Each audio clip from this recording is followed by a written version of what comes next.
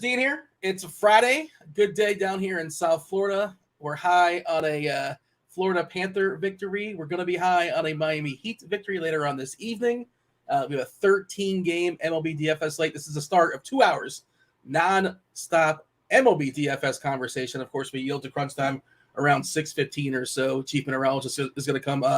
Kevin Roth is going to come in, and we're going to need him because there is at least one dicey situation going on in Baltimore, mostly because of the smoke. It's currently yellow-orange. I'll go ahead and drop that in chat for the people. What's up, chat? Hit that like button. Do subscribe. Do turn on those notifications. Hit all the things. Hit all the buttons. Happy Friday. And when I think happy, I think tasteful tides. Tim, how is Friday treating you? How's this slate looking for you? Welcome to the show. Yeah, well, I just want to give a shout out to Squirrel Patrol, taking down the $15 last night, $50K. Add to his bring truck full of cash. And I noticed something that he did with his team. He basically did the exact opposite of what I recommended. So I was, which means, hold on, right, which means, right, exactly. He did what Dean said. He did what Dean said, and he took down the 50K. So I did not take down the 50K, but yeah, shout out to him. It was a profitable day for your boy, and yeah, my bold call in the expert survey was the Braves are going to hit at least 4 homers and score at least 10 runs, and they scored 11, 12, 13 runs at the walk-off homer from Albies. They had 4 or 5 homers, so shout out to Atlanta. I did not have I played him with Strider, which was kind of a hiccup. Who could have saw that coming, right? Strider getting his face fully punched in by the Mets. That was a fun game to watch for sure. Fun game, by the way, the Atlanta broadcast. Shout out to the Atlanta broadcast. They were bringing in Chipper Jones was on the broadcast. Greg Maddux called in from wherever he was at. I enjoyed it. Enjoyed watching the baseball there last night. But 50K on DK, is that what Squirrel took down? I believe that's what it was, in the $15 tournament. Do you think should I hit him up and say, like, hey, Squirrel, just between us, I'm not gonna take the public victory lap, but you read the expert survey and you're like, hey, you know what? I realized the Braves were a good baseball team until I read this. You think I should, we'll move on. It's daily fantasy sports. We care about today. Yeah, I think we should just move on. What's up, Chop? Chop, how's Friday treating you? How are things in your world? It's a beautiful day. It's a beautiful day outside, Dean. Lots of baseball games. We're gonna knock this show out. And Yeezy's in chat, and he's correct. He does not like to be called Chipper anymore. His name is Larry Jones, not Chipper anymore, man. Well, the broadcast put Larry underneath his name, and I think what was happening is they were trolling him because they're playing against the Mets, and the Mets crowd would always, Larry, just like remember the Dale Strawberry thing many years ago, and they would say Daryl. I think that's what happened with Larry Chipper Jones. But that was kind of a fun broadcast. I enjoyed it. And a nice walk-off there as well. Chop, not a great day for your Astros. Yordan Alvarez going to be gone for a while. He went on the IL. The polar bear for producer Steve, we didn't even bring this up. And what he must be sad. 3 to 4 weeks they're talking about. No Alonso for his Mets. Bad to worse. The Mets just keep getting walked off. I think every single game it seems like. It's been rough for sure.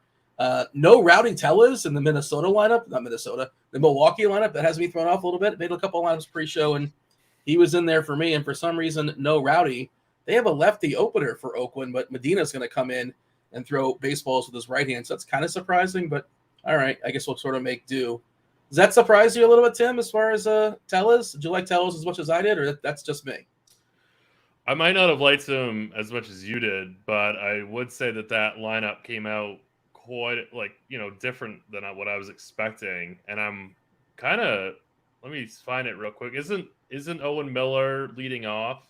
He is. I'm a little bit worried about some pinch hit risks. He's playing first too, which I noticed that as well. And right. I think he could jump around though. I feel like he's one of those versatile fielders.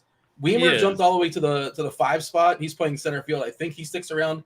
Maybe Tellez comes in for Anderson, the DH, but it's just kind of odd. I thought they would just let him play, but yeah, I was wondering that question too. Who do you think is the most likely guy to get the hook for Tellez, assuming the situation calls for it when a righty's in there and it's close game late?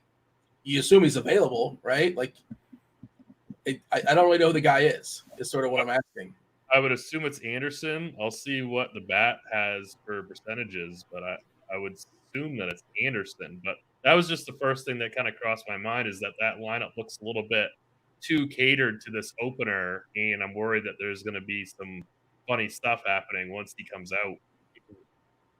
Yeah, just one lefty starting in Yelich, and they didn't start him in the one hole. They started him in the cleanup spot, and I don't know if Mo sticks around for 4 hitters. We'll see, but yeah, just a little interesting thing I noted there. All right, we have a core slate. We don't officially have a San Diego Padres lineup, but currently their total. Have we seen a total this high this season? I'm not sure. Well, I guess we have in like the Mexico game. That was never on a main slate, but the total in that game was like 19 or something goofy like that. It was also the Padres, right? 6.75 team total for the Padres. And when's the last time the Padres have let us down? They always live up to expectations. Always, like every time you play the Padres, they do fail us. Huge total here in cores. The Padres taking on Austin Gombers, locked in for 9 innings. Some really strong pitching up top, but I don't think it's the greatest pitching depth slate when we're considering it is 13 games. Give me the screenshot, Chop. But also, I want to ask both you guys. I'm curious, Chop, you go first. What are we playing today? What are we? FanDuel, DK, 100 lineups, one main lineup. We shopping around, playing both places. What are we registered for today?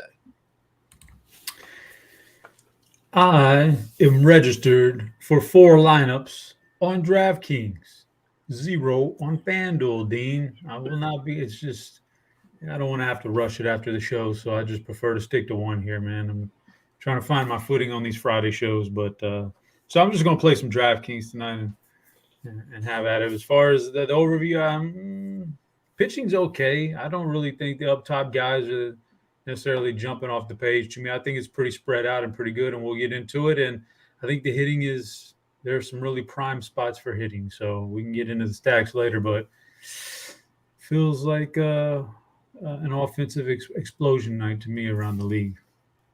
Juice balls, Dean. Juice balls tonight.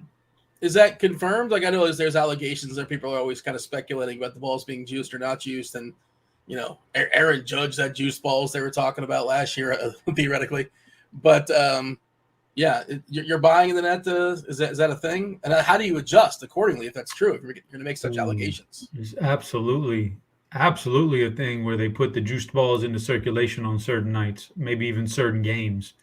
Really? 100%. Oh yeah, for sure, Dean. Okay, you say that with such confidence. Were you on like a Reddit forum or something? How were you so confident about this?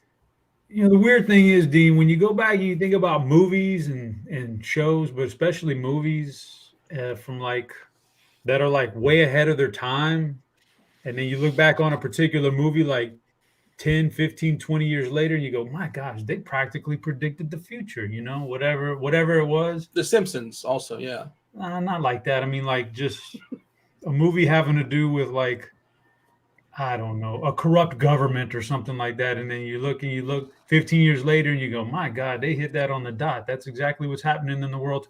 Like, well, that was the chalk, to be fair. There are people, I'm just saying that's an example. There are like hundreds of examples. There are people who contribute to these movies behind the scenes.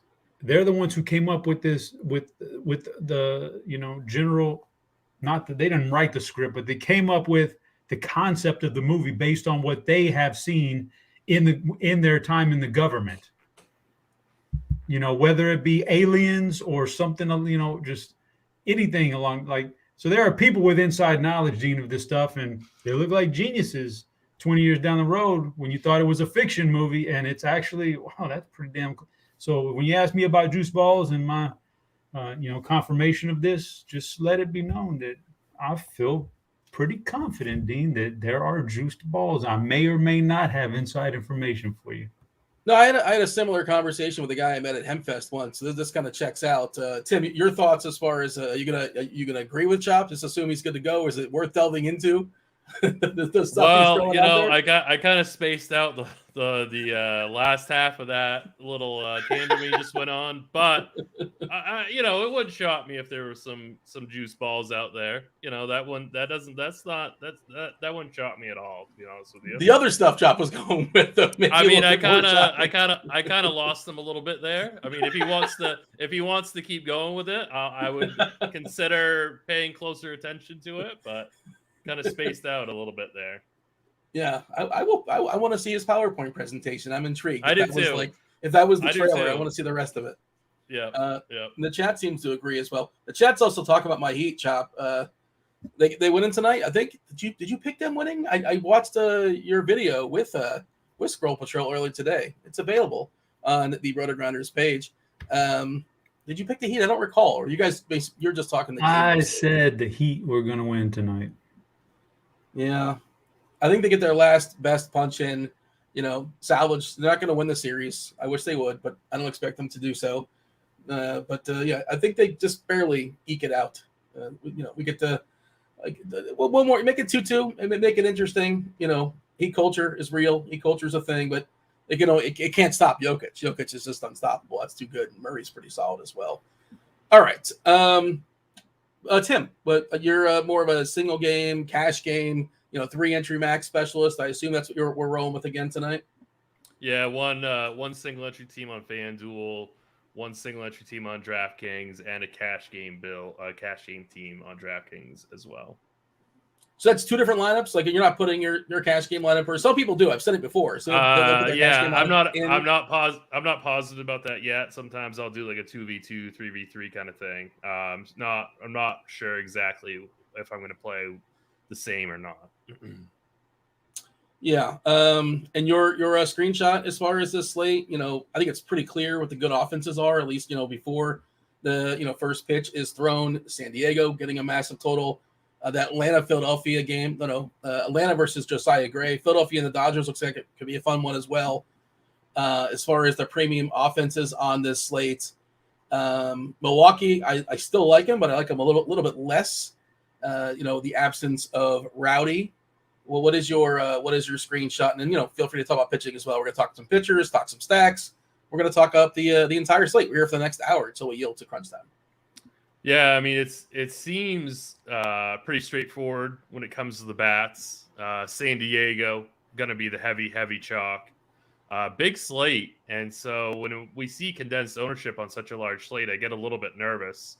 But I mean, they're at an absolutely amazing spot. So it's kind of really up to your risk tolerance and your contest type, in my opinion, what you want to do with San Diego.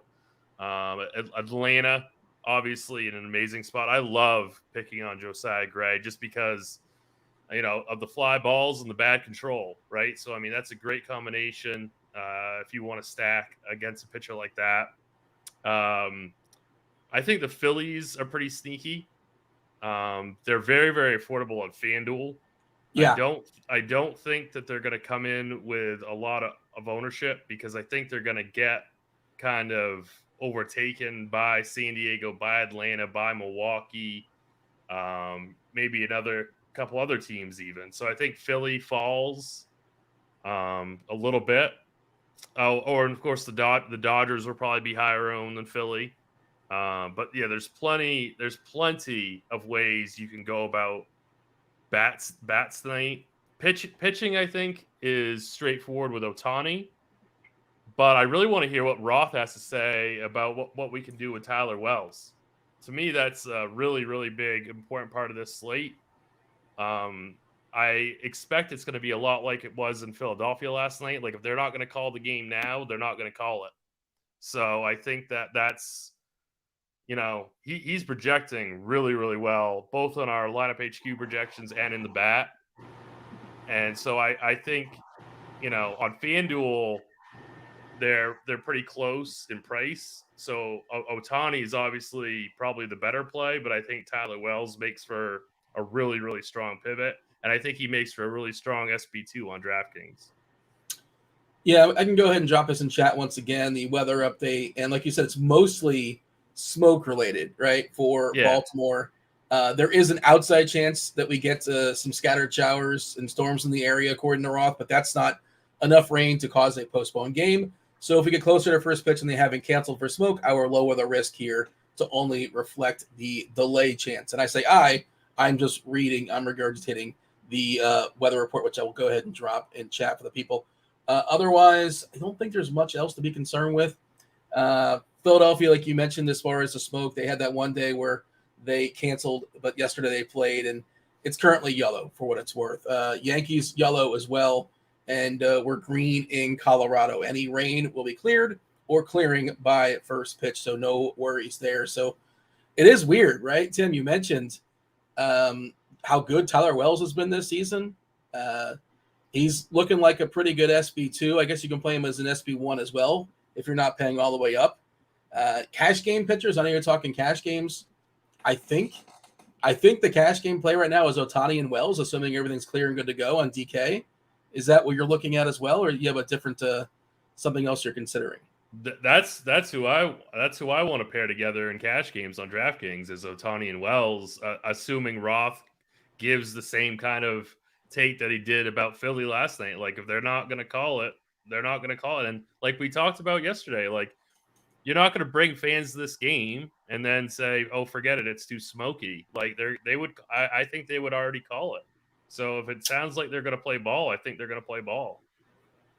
This Kansas City lineup loaded with strikeouts, right? Vinny Linguini, Fettuccine Friday, just 12.6% as far as Ks, but collectively as a whole, 26.3%. Drew Waters, it's a small sample in the 30s. Massey, 32%. Garcia, 31%. Leading off, Prado at 34%. You love to see that. The leadoff hitter with plenty of Ks. Life kind of sort of comes at you fast where Wells has been he's been good. He's been pretty solid. 26.6% as far as Ks this year, backed up by a 12.1% swinging strike rate. He's not going to be hiding in the slate. We're talking about ownership stuff. Number one guy ownership-wise is Ohtani at 35%, on DK, Wells at 30%. And then it's pretty spread out beyond that. Luis Castilla on the other end of that Ohtani game, getting 19%. Montgomery facing Cincinnati at 18%. Garrett Cole at 17% was kind of surprising. The matchup here against Boston, just historically Cole tends to get ownership, but he's not been exactly himself, and you're being asked to pay full price. Kikuchi against a watered-down Minnesota lineup gets some ownership as well, 11%, but of course he still has those fly ball homer tendencies, but that Minnesota lineup not particularly great. Chop, what's your assessment? How do you feel about your boy Shohei Ohtani? And, Wells, beyond that, how are you approaching pitching tonight?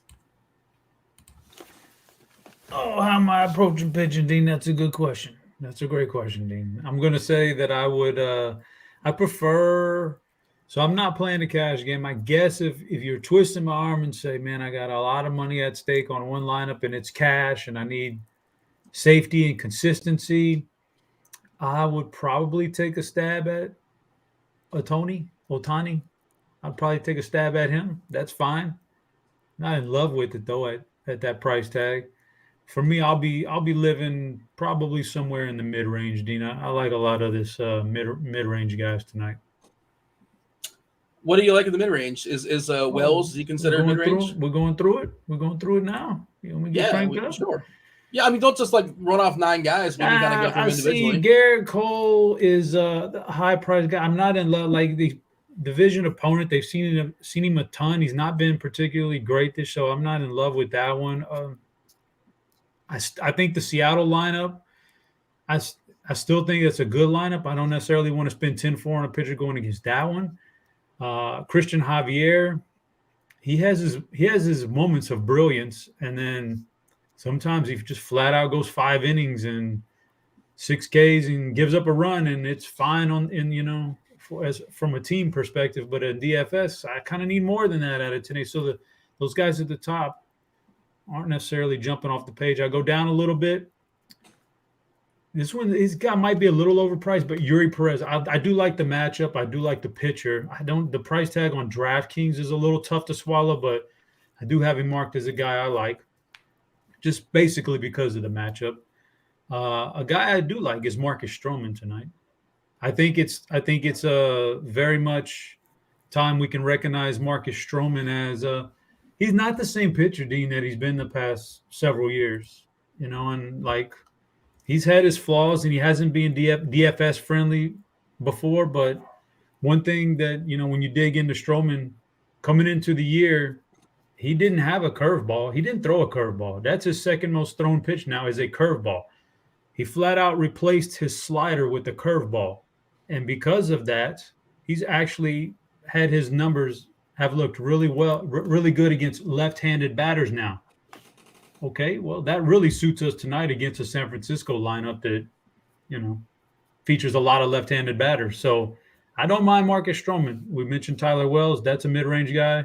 Another guy, you're going to take Yordan Alvarez out of this lineup. It's not a good lineup then without this top 3 hitter in all of baseball. So give me some Logan Allen, guy I didn't want to, I wouldn't eyeball if this was a healthy lineup at full strength, but it's not. So give me some Logan Allen. And then the last guy I'll mention here, Dean, I'll go way down on the list. And this is GP. These guys are all GPP. I'm not playing cash, but this Atlanta Braves rookie, a first start ever, AJ Smith.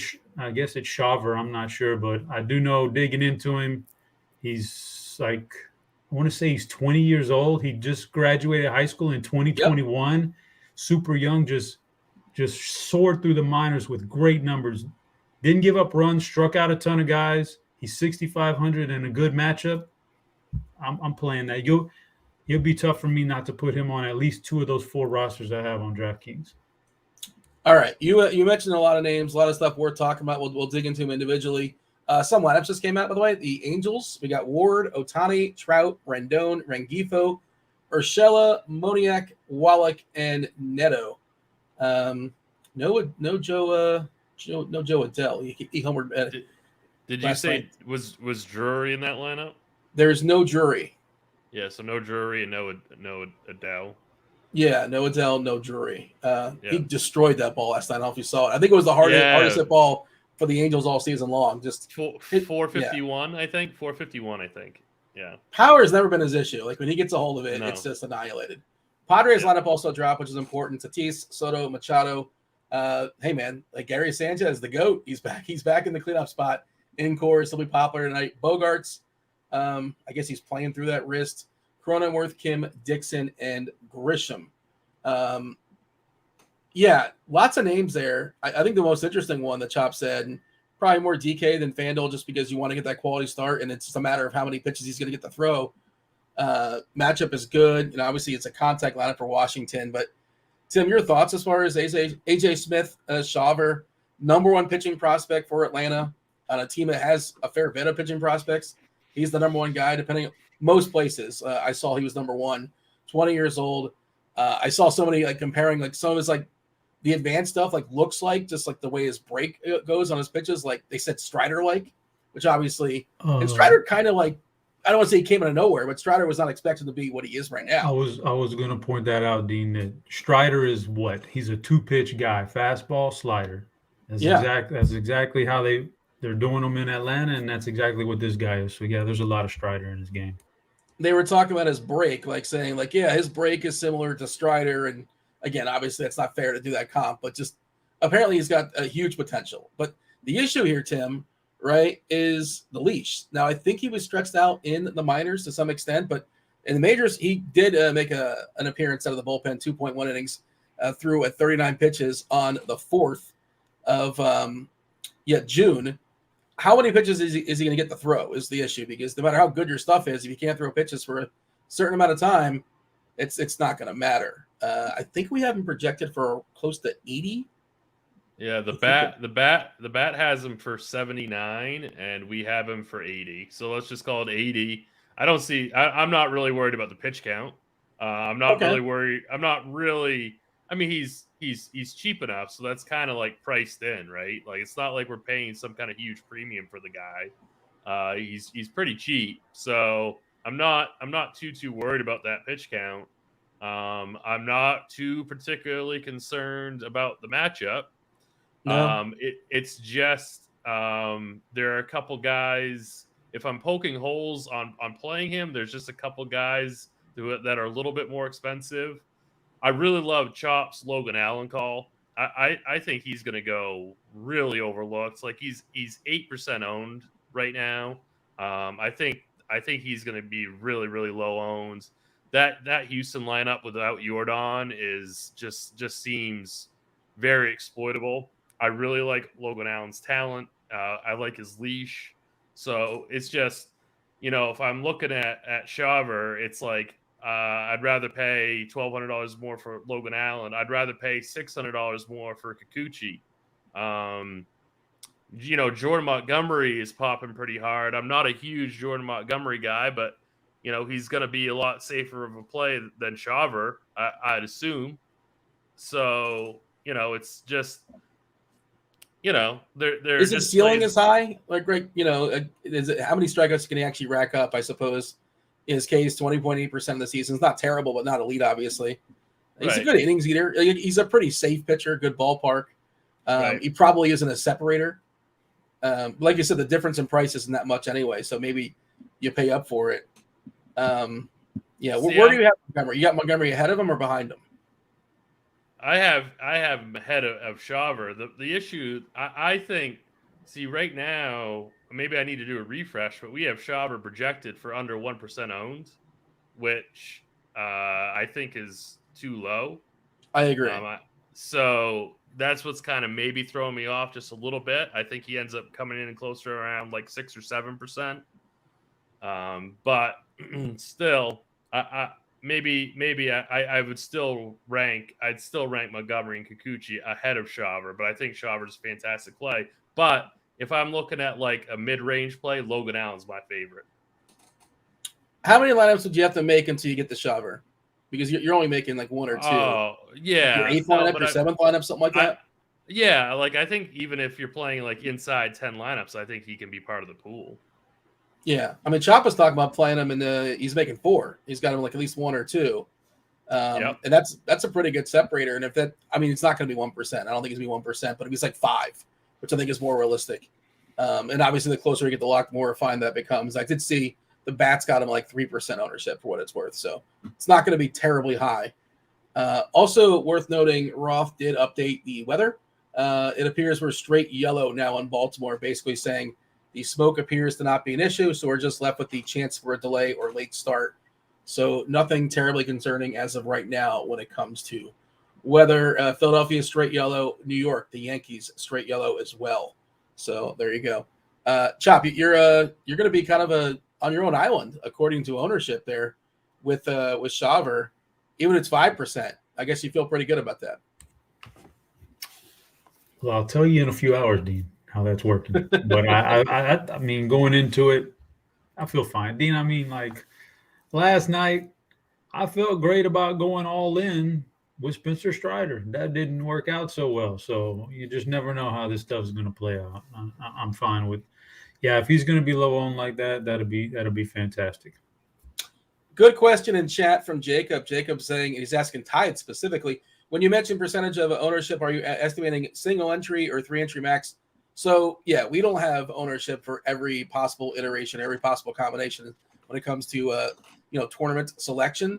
As a general rule, we see the chalk or the more popular plays get squeezed up or bumped up when it comes to single entry and 3-entry max. And I play that stuff, and Tides, you play it as well. I don't think that really pertains to Shaver because people probably aren't going to play him in a single entry or 3-entry max contest. So yeah, when we're mentioning ownership, go ahead. Yep. Yeah, no, anytime we're talking about ownership in lineup HQ, that's usually based off of like the $15 GPP, like the big, 50K up top, 150 max. That's where we're getting the ownership from. So it's like Dean said, if you're playing smaller field, single entry, you have to almost always assume that any kind of chalk is going to be even chalkier. So we have Ohtani currently projected for 35% on DK, and I feel really confident, Tim, that he's going to be higher than that in the 121 single entry on DK. Would you agree with that? Yes. Like well ahead that, right? Just at least 50. Yes. Okay. Yeah. Oh, yeah. Yeah. I mean, he's going to be way higher than 35% owned. Let's see. Several people in chat are talking about Lively. Chop, you got to take as far as Lively. Any interest in Lively versus the Cardinals? Nope. No, none at all, Dean. Just there's just too many. There's too many good pitchers, but I don't need to mess around in that range. Like I got cheap ones I've listed. I got mid range. I haven't even talked about the expensive guys as my. They're always on. Like I don't need to go. I don't need to go lively. I'll pass. Tim, you want to make a pitch or not for either? You're not No, live as well. I was on a show last time, lively pitch. I think it was against Milwaukee, and people really wanted to play him. And I was like, absolutely, like, please don't. He's like a career journeyman, and he had a couple good starts. But I mean, for the most part, this guy is a well below average pitcher. He's not particularly cheap either. So like, I'm all set. I think that's pretty bad. 31 years old. Yeah, I didn't realize he was that old. Yeah. You're a bit of an ageist when it comes to your pitchers. I mean, I just like results, Dean. I don't really care how it's like I just he had like 2 good starts, but like he's not a good pitcher. He was in the KBO for several years as well. All right. Yeah, I'm the same way though. Like if you haven't figured it out, you're not dominant like until 31, 32. There's a few exceptions to the rule, right? This kind of comes out of nowhere. But generally speaking, you have to have done something for me by 30, 31 or so. Otherwise, I'm basically not going to roster you. We saw it last night with the guy for the pitcher for Boston, like 31-year-old journeyman, like just eating up some innings. But, they just needed a pitcher, and he got the call up, and good for him for making his debut. I think it was his MLB debut. No, I think he actually had a cup of coffee previously, but same point. Point still made. All right. By the way, looking at our consensus rankings, we've talked about Ohtani. We talked about Wells. We've not talked about number 3, our consensus value ranking guy, Luis Castillo, other side of the Ohtani matchup versus the Angels. Tim, how do you feel about Castillo? I guess theoretically you can go double barrel if you want to, but this is a way to get away from Ohtani if you want to go that route as well. I think you're going to get less ownership. For sure you're going to get less ownership and similar upside. Castillo's also really good at baseball. Yeah, I think this is more of a way to get away from guys like Tyler Wells or Montgomery or Kikuchi. Like I think people are going to play Ohtani regardless, but like, it's just if, double paying up, double barreling might end up being contrarian. And so I think it's okay. I know that I would prefer to save, but given that he's going to be, he's only going to be like 18% owned, which isn't horrible. So if you're looking at guys like Jordan Montgomery, who are going to be 17% owned, or Kikuchi, who's going to be like 12, 13%, so you can get kind of like a contrarian build playing Castillo, that's okay. The issue is, I mean, we're going right back to the beginning of the show. We're talking about juice balls tonight. Like there's a lot of offenses that I want to play. This is going to be, it doesn't have to be the Padres, but I mean, there's a lot of big time offenses that I want to play tonight. So could this end up being optimal Ohtani and Castillo? I guess sure it could, but that's not the way that I'd be making my portfolio. Like I'm hunting for home runs. I'm hunting for high end stacks. I just don't think that it's an optimal way of building. Hey Tim, you mentioned Kikuchi. Let's talk about him. Obviously the walks historically have been an issue, a little bit better this season.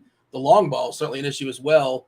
He's going to see 9 righties for Minnesota, but it's certainly a watered down Minnesota team. There's no Buxton. There's no Polanco. It's pretty rough. If Taylor's in there, which is great. A lot of Ks. Garlic at 47% strikeouts. Yeah, 19 at bats, but he'll strike out plenty. He's got some power too. He's an interesting if you're just homer hunting, I don't hate the idea of playing Garlic. He's also probably a threat of getting the old hook, the old pinch hit. Your thoughts as far as Kikuchi? Is he interesting to you in tournaments? How many lineups you got to make until you start considering him? I mean, I think you could play him in single entry. I think you definitely could have exposure to him in 3 max. Might be maybe a little bit risky for a single entry team, but he's definitely in consideration for my single entry GPP team on DraftKings at least. This Minnesota lineup is just so watered down and just not. I mean, it's pretty ugly. So, and he's only $7,100. Like he's very, very cheap. So I really like him tonight. I'm just hoping that his ownership doesn't get like really, really steamed. So that's my only concern. But really, like we have him 12, 13% right now. I don't think it's going to be that bad. Like no Buxton on this lineup. Like it's just this Minnesota team is pretty ugly right now. So I think he's a really great play for GPPs. What's going on with my cam? Apparently, according to the chat, it's like it's acting kind of funky. I'll try to fix it here on the fly. The issue with Kikuchi, obviously, 44% fly balls. Too many are going over the fence. 2.49 per 9 is way too many. He's not leading the slate for what it's worth. Luis Medina, despite pitching in Oakland, has over 3 homers per 9 in the season. A little bit unlucky as far as homing the fly ball, sure, but still, that is pretty amazing. Chop, did you have a thought as far as Kikuchi? What? Oh, Kikuchi. The pitcher. I would say we're talking about the pitcher for Toronto. He seems okay. I mean, the Minnesota lineup is bad. He's been better lately. Yeah, he's fine. He's in play. It's just all right. So yeah, if you're asking me a binary question about Kikuchi, yes, he's playable for sure. If you're asking me if he's like makes my list, no, because I've got just a few guys and I'm only got, a maximum of 8 guys I could possibly use if I never repeated any of them on my 4 lineups tonight. So he's not going to end up. Dean, I don't need to see your rosy palm there, brother. Just sit tight. You're blurry. We get it. Fix it later. I'm trying to white balance. It's a technical term. It's 10 times more distracting when you do what you're doing with your hands, man. But yeah, Kikuchi's fine. Like he's good. All right. I got 8 spots. I'm going to repeat some guys, so he probably doesn't make my top 5, and you got to make top 5 for me to be in my lineup tonight. But he's fine. He's been better lately, and it's a good matchup. Tim Jose wants to know Well or Cease for cash. It's definitely Wells. It's definitely Wells, unless Ross says. I mean, Ross already given us an upgrade on that forecast, so it's clearly Wells. Should we acknowledge Cease? He's historically he's had some upside games this year. Not as good as he once was. The Marlins not a great lineup, but they are pretty contact heavy. Luis Arraez is going to lead off the game with a single, probably. Chop's going to get 4 singles out of him. He'll get excited about that for sure. But, what are your thoughts here? I feel like you guys are having a different conversation. You guys are enjoying this. What is wrong with my webcam? Maybe I jump out. I don't even think your camera's that bad. Oh, okay. Well, apparently I see Chop laughing and the chat having a good time. Listen, it's out of focus, Dean.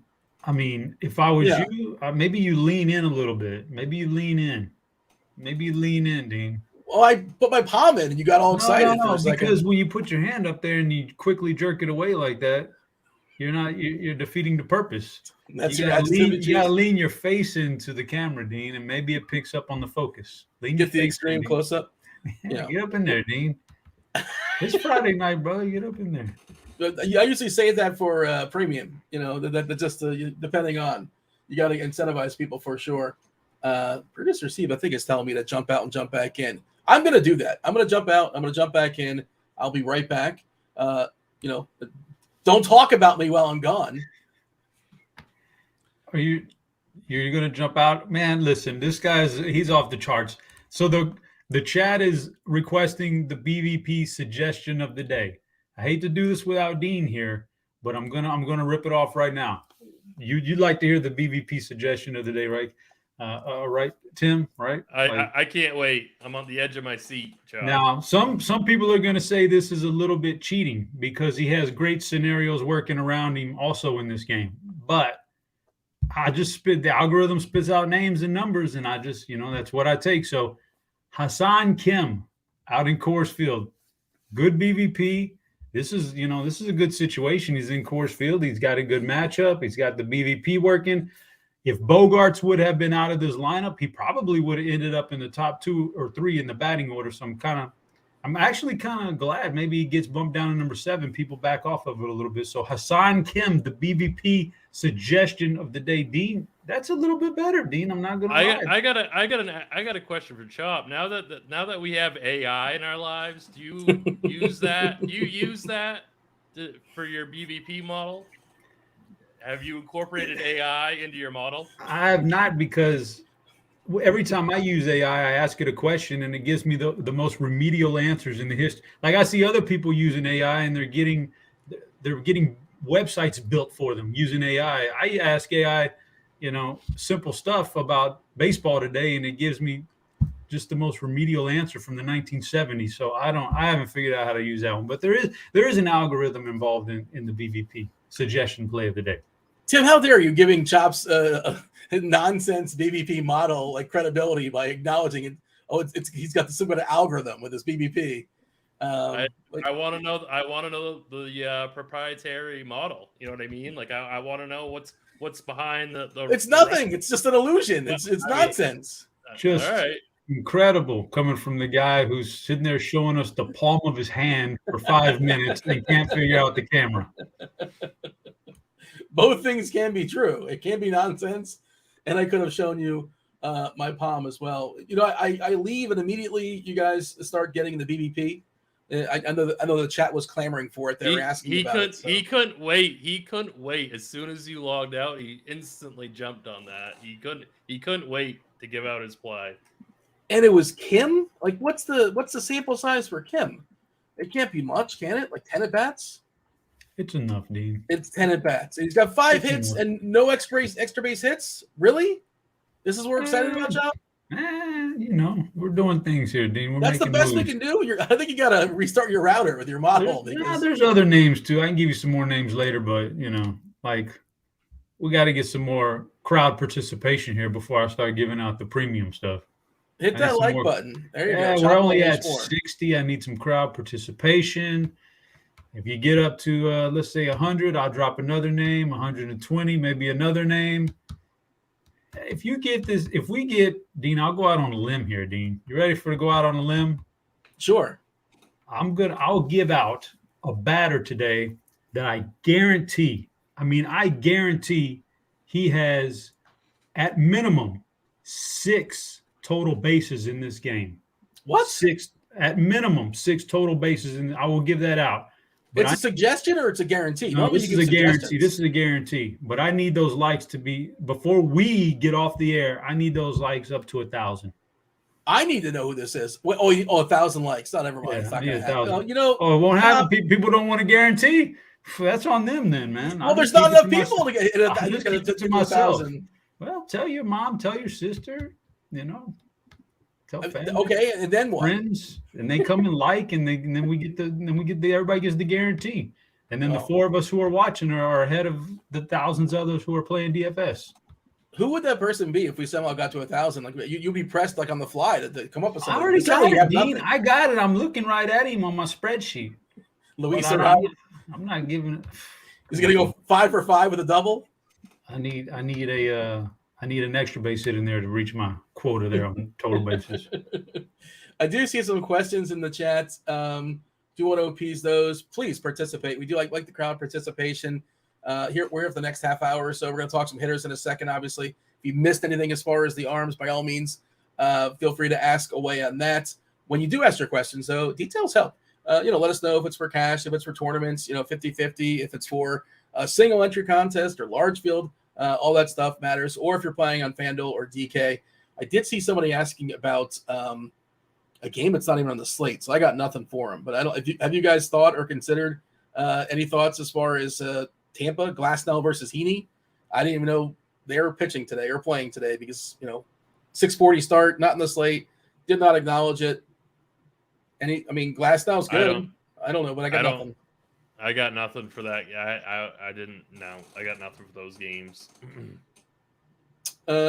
Chop, I assume you got nothing as well as far as the 6:40 games? No. Who's asking about 6:40 games? Somebody in chat was asking. I'm a man of the people. I was trying to ask on their behalf. I thought you might have something for him, but apparently Garlic has got BVP, according to Alan. I don't want to give away all the sauce there, Chop, in your algorithm, but the sample size is probably like 4 at bats or something. It's 5. Yeah, he doesn't meet the quota of at bats. 2 homers, 40% of the time, dude's hitting a home run. That's not hitting the quota. Dean, I don't make the rules here. It's just, it spits out names to me. And apparently this name didn't show up because there's not enough at-bats there. Fair enough. All right. Give me the summary as far as pitchers, Tim. Somebody just tuned in 2 minutes ago. They missed the entire opening as far as pitchers. Give them the TLDR of starting pitching today. Yeah, so Shohei Ohtani is the clear top option on both sites, followed by Tyler Wells, in my opinion. Looks like that game's going to be a go. If you want some salary-saving options on DK, I would say Kikuchi would be my favorite, followed by Montgomery. Logan Allen, I think, is a fantastic large field tournament play. And then Shaver, I think, is a really good play at 6,500. But I think Ohtani and Wells are your cash game options. And then I guess I don't really know. Like people, I think we had a question about Dylan Cease. I'm not really a fan of that play. I think if you're in that price range and you don't want to blow up your whole team, maybe just go with like Luis Castillo. But I think there are better plays than Dylan Cease on this slate. Chop, feel free to add your thoughts. And we kind of brushed past Cole, and now several people are talking about Garrett Cole versus Rafael Devers BVP. Chops, that's certainly a question for you and your algorithm.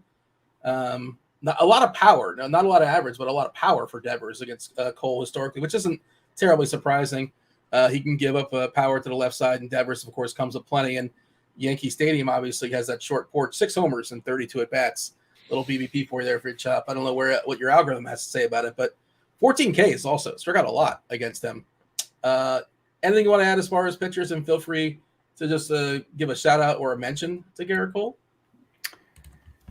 Yeah, the Devers BVP didn't jump because he's being docked for the strikeouts, almost a 50% strikeout rate. So it's good power, good, a lot of strikeouts though. So, but in general, I'm not a huge Garrett Cole tonight just because of this game, the matchup, the familiarity with these two teams with each other. So Garrett Cole, I'd rather spend my money elsewhere if I'm spinning up. So I think any of the guys like Castillo, Ohtani, those guys are fine for cash. Not on my list because I don't think I'm going to go that route in GPPs. In GPPs, I'll give you my list of top 5 guys that I like that I'll be playing. Yuri Perez, Marcus Stroman, Tyler Wells, Logan Allen, and then the Atlanta rookie, Smith Shaver. So those are the guys I'm playing in GPP.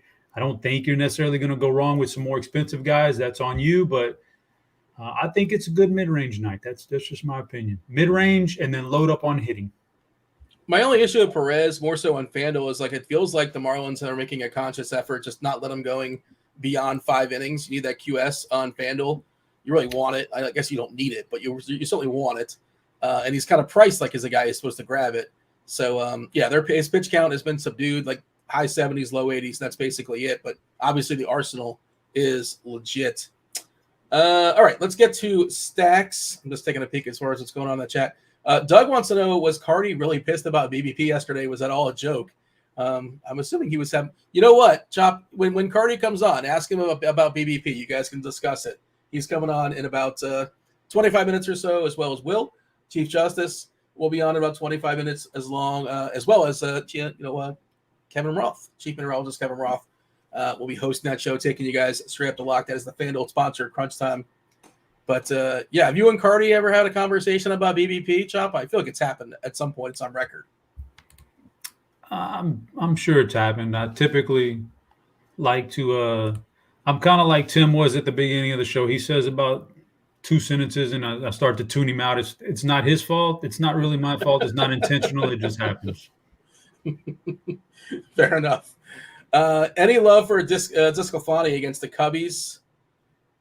Yeah. I mean, if I'm playing 150, that whole range is so kind of loaded, I think, and I don't think he really falls into a great spot there. I guess if I'm making 150, I could do a little sprinkle of him, but he's not my favorite. Shrek Fiona saying Stroman getting all the hate. What's wrong He was actually getting some love from Chop. You like some Stroman. You like the Stro show tonight. So I don't know who was hating on Stroman. I may have missed something, but yeah, you were actually saying that he's in your pool and somebody you think is worth considering. Let's pivot and talk about some hitters. Let's talk about some stacks. Nice of Shrek to listen to us. Isn't Fiona the main character in Shrek? I have not watched the Shrek. Isn't Fiona like the princess or something? I think Shrek, just based on the title of the movie, Shrek is the main character, I would imagine. Well, the female lead, right? Okay. Female lead. You know who plays Fiona in the movie? The voiceover? I don't think. Is it Mike Myers as Shrek? Yes, maybe. No, or is that Jack Black? I don't know. This is not my wheelhouse. He plays like a polar bear or something, doesn't he? A panda bear? Yikes. That's Kung Fu Panda. Gosh, let's just move on. I thought this you were is not my wheelhouse. I thought you were a movie guy, man. Well, I mean, if I was like 12, I would know the answer. Gwyneth Paltrow. I have no clue. It's Cameron Diaz. Close enough. Is it Cameron Diaz? Is that who it is? She hasn't been in a movie like in 10 years. Since the remade Annie. I think it's the last movie she made, like 10 years ago. Okay, we shall move on. Tim, do you know who does the I guess we already know. We already got the answer. Let's talk stacks. Number one on the board, not surprisingly, San Diego. They have a team total close to 7 in Coors Field tonight. They have a pretty standard, their lineup looks pretty solid, about as good as it can get. Atlanta is the number 2 team facing Josiah Gray. Josiah Gray historically has given up a ton of power. Great ballpark, great lineup there for Atlanta. Milwaukee is 3 consensus rankings. Again, slight hit with Rowdy being out. Then the Dodgers and Philadelphia. Mets got a little bit of love. Baltimore got a little bit of love. And Colorado, a little bit of love from Kid Yahoo, Kirkwood, who I saw hanging out in chat as well.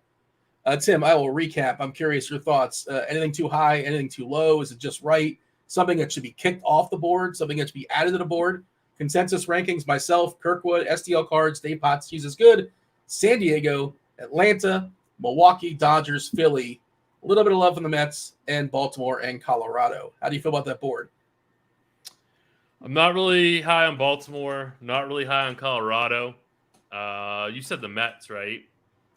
Yeah, and no polar bear. Yeah. I mean, Rich Hill is terrible, and I'm assuming with no polar bear, the Mets are at least somewhat cheap, so I guess they're okay. I would bump up Philly a little bit, but I mean, in terms of like the whole San Diego, Atlanta, Milwaukee situation, yeah, I mean those are your top 3.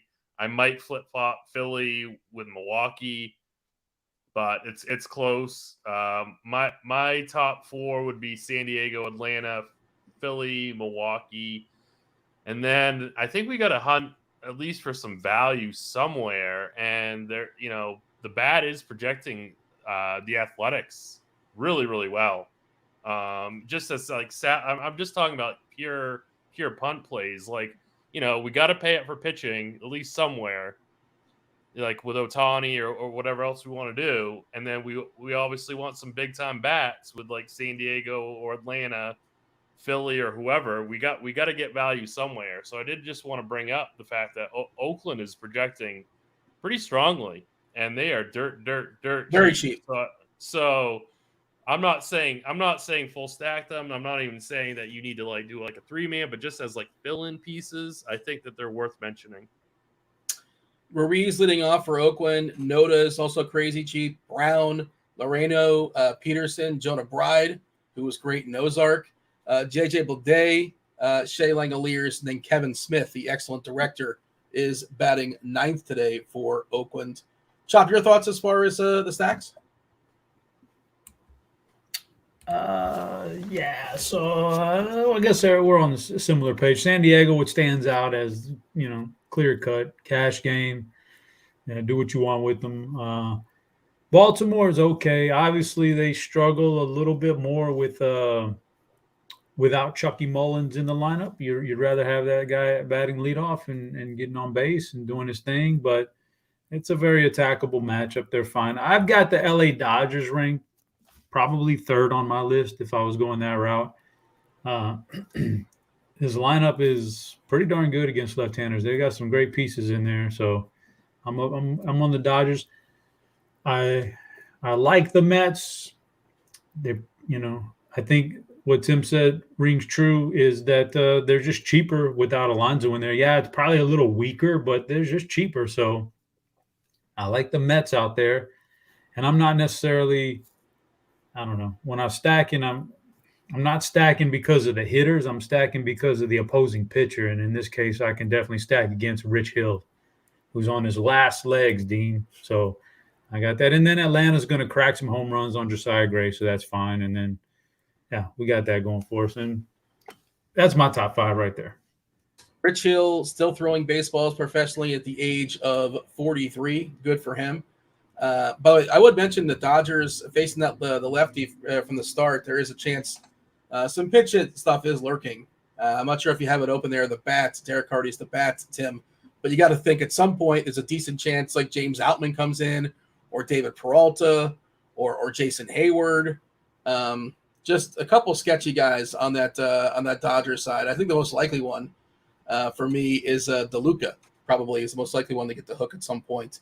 But you see it in there, Tim, as far as pinch hit stuff? And since you have it open, I'm assuming you have it open. I gave you the cue. Yeah. Now you're looking at it. Yeah. I'm pulling it up right now. It's gonna be Chris Taylor. Seems to have the highest risk by quite a bit. Then Rojas. Taylor's got 28%. Rojas 17. DeLuca 11. So those are your 3 guys to watch out for. That's surprising. Can you jump to? I thought DeLuca would be higher personally, but that's just me. Can you jump to Milwaukee? Like look at their team. Anything sort of is standing out for you? I looked at that earlier. Monasterio is really the only one. 21%. Owen Miller 8%. I thought that would be a little bit higher, to be honest with you. But Carty's the bat system says it's 8%. So that's it, pretty much it for Milwaukee. 15 minutes till crunch time comes in. You got Will, Chief Justice. You have Derek Carty, CEO of the Bat and the Blitz. You have Kevin Roth. We want to, the show is yours the rest of the way. We're going to talk about some stacks, get about some homers. Hit that like button. Do subscribe. Do turn on those notifications. Again, load up those questions in chat. We'll knock out as many as possible. I apologize. I did miss some, and I saw there was some earlier. And, when I jumped out, they went away. So I guess I can scroll up and find them. But just ask them again. If your question didn't get asked, by all means, fire it off. Before we turn it over to the chat, I do want to mention Stat Hero, unique fantasy sports platform you already know and love. It allows users to compete against a house instead of other players in a contest. The Searing 12 contest, that is over, but the Searing 15 contest for NBA playoffs and the Searing 20 contest for MLB Pick'em, they're just getting started. Free-to-play contest and win. Start your streak up. Keep your streak alive by playing each and every day. Build your streak, win prizes with consecutive wins, including swag, RG premium, and a cash prize. What is that cash prize? $10,000 first prize for the Searing 15 contest, a $20,000 first prize for the Searing 20 contest. And, of course, we have a nice sweet deposit bonus for y'all. The promo code is GRINDERS, GRINDERS, GRINDERS, 50% deposit bonus up to $250. Jump into the action today at Stat Hero. Oh, we have a live clock there on the screen as well. Okay. What's going on in the chat? They're talking about, I guess it is Cam Diaz, is the person who voiced Fiona. And I'm sure you knew that, Chop. Yes, and Mike Myers does Shrek. And did you know, and I'm not, this probably pretty easy for a guy like you, but did you also know that was Mike Myers in the Freddie Mercury movie about Queen here? That's working with a record label? Yeah. Yeah. So that was Mike Myers. But he was also in Inglourious Bastards. He has a small little cameo. There you go. There you go. We did have, all right. We had a question. We had a question about the Pirates come across the screen, and it's the same kind of theory that I have about the Athletics. I think that's an okay play, not as a full stack, but maybe just as like some fill-in pieces that are cheap, like Marcano or Sawinski, guys like that, because the Mets bullpen did get pretty used up yesterday, so I think that they're fine as like a value piece. Yeah, McGill's not spectacular either. I'm pulling up the Mets. Right. I know that was a tough game last night. Everybody but Ottavino and Leone worked last night, and those guys worked in the previous game. So it's good. It's worth pointing out, like you said, they worked pretty hard. Robertson threw 33 pitches. he's one of their late guys. I don't know if he didn't pitch previously for like 3 or 4 days or so. So I imagine he'll still be available, but sure, worth noting. Don't love that ballpark, but and you're going to get him basically at no ownership on such a big slate. Have they got any new lineups? Any new lineups come out in the last like half hour or so, or what are we waiting for? We're waiting for Seattle. Yeah, the last couple games of the night. But Dean, while we're waiting for that, Dean, I would like to point out that Chris Kirkwood, aka Kirky Dees, he's in chat and he gave away a Juggalo bomb, Dean. Oh, I'd like to address that. He gave away as his Juggalo bomb. He gave Kyle Farmer. Okay, now what that leads me to is the guy who, I debated putting out as a BVP play, but I went with the low-hanging fruit in Coors Field. But another guy I was going to say as a BVP play was Carlos Correa. So now you got Correa and Farmer. Oh, and somebody mentioned the Kyle Garlick earlier. So there's a 3-4-5 stack if you're not playing Kikuchi. Who's going to play 3-4-5 for Minnesota? I think that makes for an interesting stack in GPPs, based on all this information we now have at our fingertips. Hey Tim, what's Garlic as far as the potential pitch hit risk? I know they're kind of they're wounded a bit, but historically they take him out a fair bit versus lefties. And we did mention Kikuchi on the season with 2.5 homers per 9. He certainly has a homer problem. And I just saw a note here that the roof will be open in Toronto, so that's good to see. And I guess that means the air is better. Obviously they had the roof closed for several days because of the issue there with the smoke. Garlic, is he in the 20s or something as far as pinch hit risk? What are we looking at here? 33%, Solano 58%, Taylor 27%. This team has got big pinch hit risk. Vasquez 13, Castro 9. I mean, it's a pretty heavy pinch hit risk for this team. Yeah, and Kikuchi's a guy that typically doesn't go like a third time around. So is Polanco hurt or he's just not in the lineup? I think he's hurting, right? Isn't Polanco hurting? I don't know. I'm pretty sure he is, but they're cheap enough where they're worth taking a shot on for sure. That whole team is hurting. I mean that team it's like I mean this lineup it's really watered down. DK tournaments. I'll ask this one to Chopper. Andrew wants to know single entry DK tournaments, Betts or JD Martinez. Both look great for sure. I think Betts is going to get more ownership, and it's sort of like what you want to take on ownership wise. But of course, JD Martinez can hit 2 homers, and who cares? But yeah, you have a lean there, Chop. Both I think are really solid plays today. I mean, just in a vacuum in a GPP, I'd go Mookie Betts, but I'd have to dip into pull up all the stuff side by side. But Mookie Betts is probably the better player in general.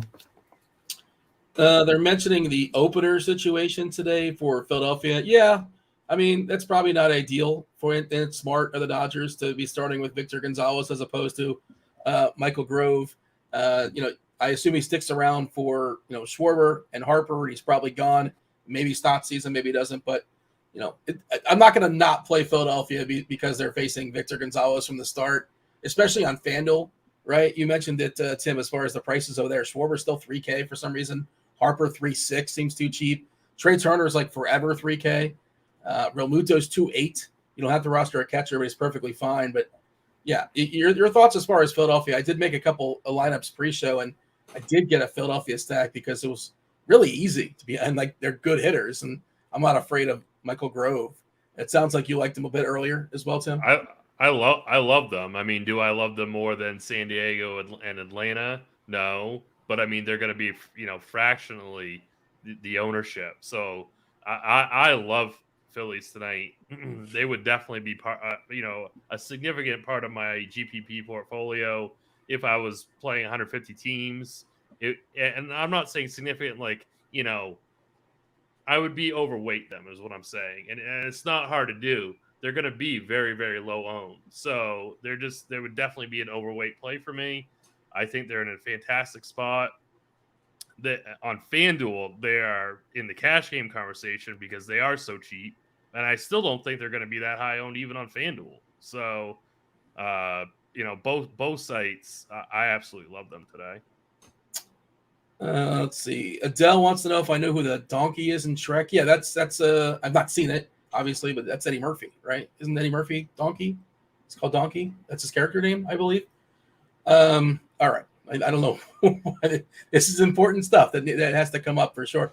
Chop, any interest in Hauser versus the A's on FanDuel? I know it's the A's. I don't think I want to play Hauser. Do you want to play Hauser, Chop? I don't think you do.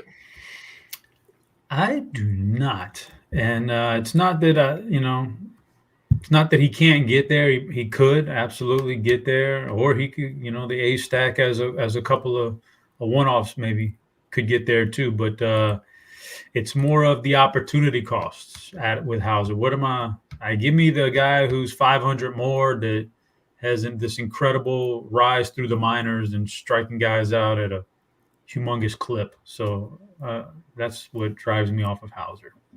The 27 pitches or so that I put in my column, as far as the starters, I guess I missed somebody. There's an opener or situation. Hauser has the worst K rate on this slate at 14.1%. Good ground ball guy, and I guess that he can eat up some innings, I suppose, if the BABIP goes his way. But what is the upside? Tim, we're not on Hauser, right? That's a no-go?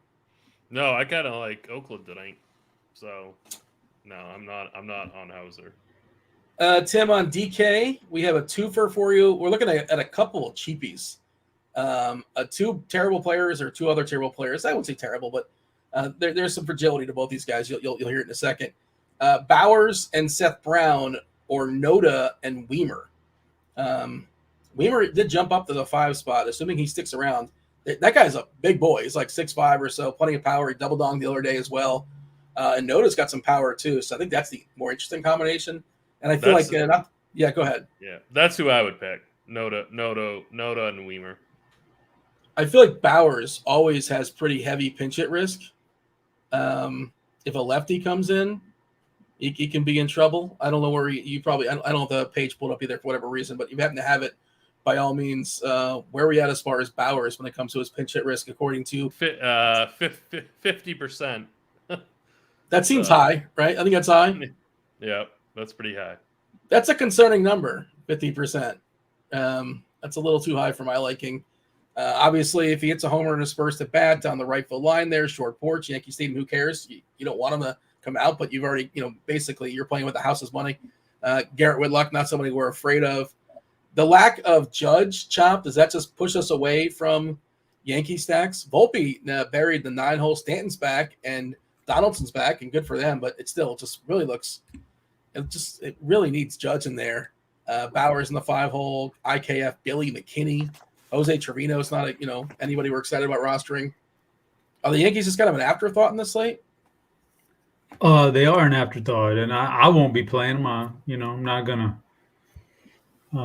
besmirch anybody if they do want to play them. But I know the numbers might not look great this year, but I think there's something there with Garrett Whitlock. I think he's got some pretty good stuff. And yeah, in general, when you take Judge out of this lineup, it's like taking Jordan out of the Houston lineup.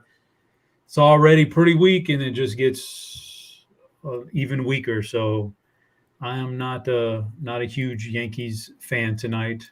So I'll probably pass. Tim, by the way, I saw you have a chance. You're in the expert survey. You have a chance to redeem yourself after yesterday. Today, your bold call is Schwarber hits 2 homers. There you go. Double dong for the Kyle Schwarber. It is the right month, right? This is when he starts hitting him in June? Yep. This is his month. Other bold calls in the STL card says the Orioles scoring precisely 13 runs. And Dave Potts, Jesus good, who knows a thing or two about baseball, has Kikuchi striking out 10. There's our bold calls. It's, you got to be ambitious. Boggs Light, by the way, Padres scored 15 runs. That's a lot of runs, but it is Coors Field. That would be double their team total. Chop, what will be your bold call? I know you're not on the survey today, but if you happen to have one, you have one in the chamber, a bold call in this slate? You want a bold call, Dean? Yeah. What do you got? Here's my bold call, Dean. Now, we did not get to 1,000 likes, so this isn't an official lock. Oh, but I'm gonna say my bold call is that Tommy Pham goes for those 6 6 total bases at least tonight. Bold suggestion. Tommy Pham. Derek's bold call, by the way, is Cincinnati wins the slate. It's funny. It was like all the That's rage wild. for several days. We were talking about, we couldn't get enough of it. We couldn't stop talking about Ellie De La Cruz, and we haven't even mentioned it, having acknowledged his existence today. And his price obviously has worked its way up, but it's still pretty cheap. 3.7K on DK, 3.4 on FanDuel, a good speed power combination outside of Cincinnati, but who cares? He's still got plenty of skills. And sure, for me, Tim, like when you lead off with Kevin Newman, it's like you're not even trying. Like, are you trying to win baseball games when Kevin Newman's your leadoff hitter? Like, this is the best you can do. Why? What? How many barrels does Kevin Newman have this year? I mean, I feel like I feel like he's got to be one of your anti-barrel guys that you like to talk about. Yeah, I'm gonna Google it now. That's a good question because you're not playing Kevin. He's like a terrible version, like Luis Ariz, hungover and drunk. On a bad day, like a really awful version of Luis Ariz, basically. An incompetent Luis Ariz is Kevin Newman. Have I mushed him enough? Is he going to get a double now tonight? We should definitely be betting Kevin Newman home run props now. I'm pulling up. Let's see what we have as far as his barrels. He's in the 4th percentile for barrels, so not completely the worst. But he's had, 136 batted balls in the season and three barrels. So good for him. He doesn't strike out, obviously. I guess that's why he leads off, but he pops out and he grounds out, but whatever. Okay, we shall move on. Why do I hate Mississauga? Is he from Mississauga, Canada? The outskirts of Toronto? TJ is telling me, TJ is saying Newman's been good this year. I mean, well, yeah, all right. Has he been on a GPP winning lineup this year, Newman? By accident, maybe? Is this going to be like the whole Whit Merrifield thing from earlier this year? Andrew wants to know, Chop, can you 5-man the Twins? Jeffers, Farmer, Correa, Garlick, and Taylor. Correa really cheap on FanDuel. It was like 2.7 over there. Well, theoretically, you can do whatever you want. Like Blender says, you can play whoever the hell you want. How would you say that, though, Chop? How would you do it in Blender's voice? Play who you want. Play who you want. You do something like that. But I mean, for me, I'm just like play wherever you want. Play wherever you want. There you go. If I'm looking at it, I'm just like a 4-5 or a 3-4-5 or something. I don't need to go full 5-man, but I mean, I've seen enough crazy. Like last night, I mean, who would think that you'd get double-digit runs off of Spencer Strider? Who knows? So I would say no, but I would stick to like a 2-man, 3-man at the max. But whatever, you can play whatever you want. Apparently on Yahoo, that De La Cruz broke the algorithm. He's $34 over there, which is hilarious because my understanding is 27 is the ceiling. So if you want to be contrarian, play. I mean, it seems like a terrible idea to play De La Cruz on Yahoo, but that's pretty funny. Let's see. Brendan saying Ohtani and Castillo is going to be the nuts, but you can't throw 2 pitchers in the same game, Tim. Like you're giving up ceiling. Yeah, you can do that. It's fine. Yeah. Those 2 might be the nuts. I'd still prefer some other choices, but they're definitely a great pairing. We should have crunch time coming in just a few minutes or so, trying to see if there's any more questions that we've missed. I apologize. Favorite second baseman under 3K on DK for tournaments. So let me go to the lineups page. I click on second base. I'll put the slider to 3K. What are our options here? Bay on Pittsburgh. There's not Espinal and Biggio. That's both bad. Jace Peterson, revenge game? Not really. Harold Castro on the 8-hole. I think the answer is Brendan Donovan. That's pretty clearly the best answer, Tim. I know you tell me. Donovan leading off versus Ben Lively. That's the best we got, I think, by far. As far as the best option, 2K or less, 3K or less on TK, it's got to be Donovan. Yeah, it's Donovan. It's Donovan or Bay. Those would be my 2 favorite. There is no Texas on the main slate. The chat's disappointed because we do have Carty coming in, and I'm sure they love asking Derek Carty about Texas for sure. Yeah, Adam Duvall's back today. My season long team's very excited about that. No discount. You couldn't go one show. You couldn't go one show without bringing up season long. I was thinking maybe you could, but you just couldn't do it. You know, Chop does the OGs podcast for football, and he talks about his season long all the time. It's like it has like its own segment, I believe. Yes, there's a big difference in those two, though, Dean. What is that? The people want to hear about my football season long. No, they don't. No, they don't. Nobody wants to hear what your season long. I've been told, but I get DMs all the time. Hey, man, let me get some updates on your season long in football. They're asking you ironically. They just want to interact with you and tell their friends. I talked to Chopper today about his season long. He thinks I care about this. You think what you think, and I'll think what I think, Dean, and then we'll go our separate ways after the show, and that'll be that. Fair enough. We have Kevin Roth. We have Will. I think we have Carty in the bullpen. He's getting hair and makeup currently. He'll be in shortly. What's up, Roth? How's Friday night treating you? God, is it Friday? Yeah, it's fine. Yeah. It's good. It's good. I'm glad you tagged me about Creed 3. Did that just happen today? That it just got free today? I believe so. I think, today it just kicked in. All the Creeds you can watch now. 1, 2, and 3 are all available on Amazon Prime. So, yeah, I didn't put pants on and leave the house. Go ahead. Yeah. Last night I was going to watch a movie, and I was this close to renting Creed on Amazon. I was this close, and I'm so glad I didn't, because that $6 would have been the most tempting $6 in history if it was free today. I feel like I take the biggest L if I rent something, because it's like you have 19 different streaming services. It's impossible not to find a movie or something to like. And right, it's like, really, I'm gonna spend $7 for this movie because it's not on some service. Like, it seems outrageous, but yeah, I've done it a few times just because I've lost bets, and I get forced to watch movies that aren't available. But like Lord of the Rings. Oh my God, that was the most miserable 3.5 hours of my life.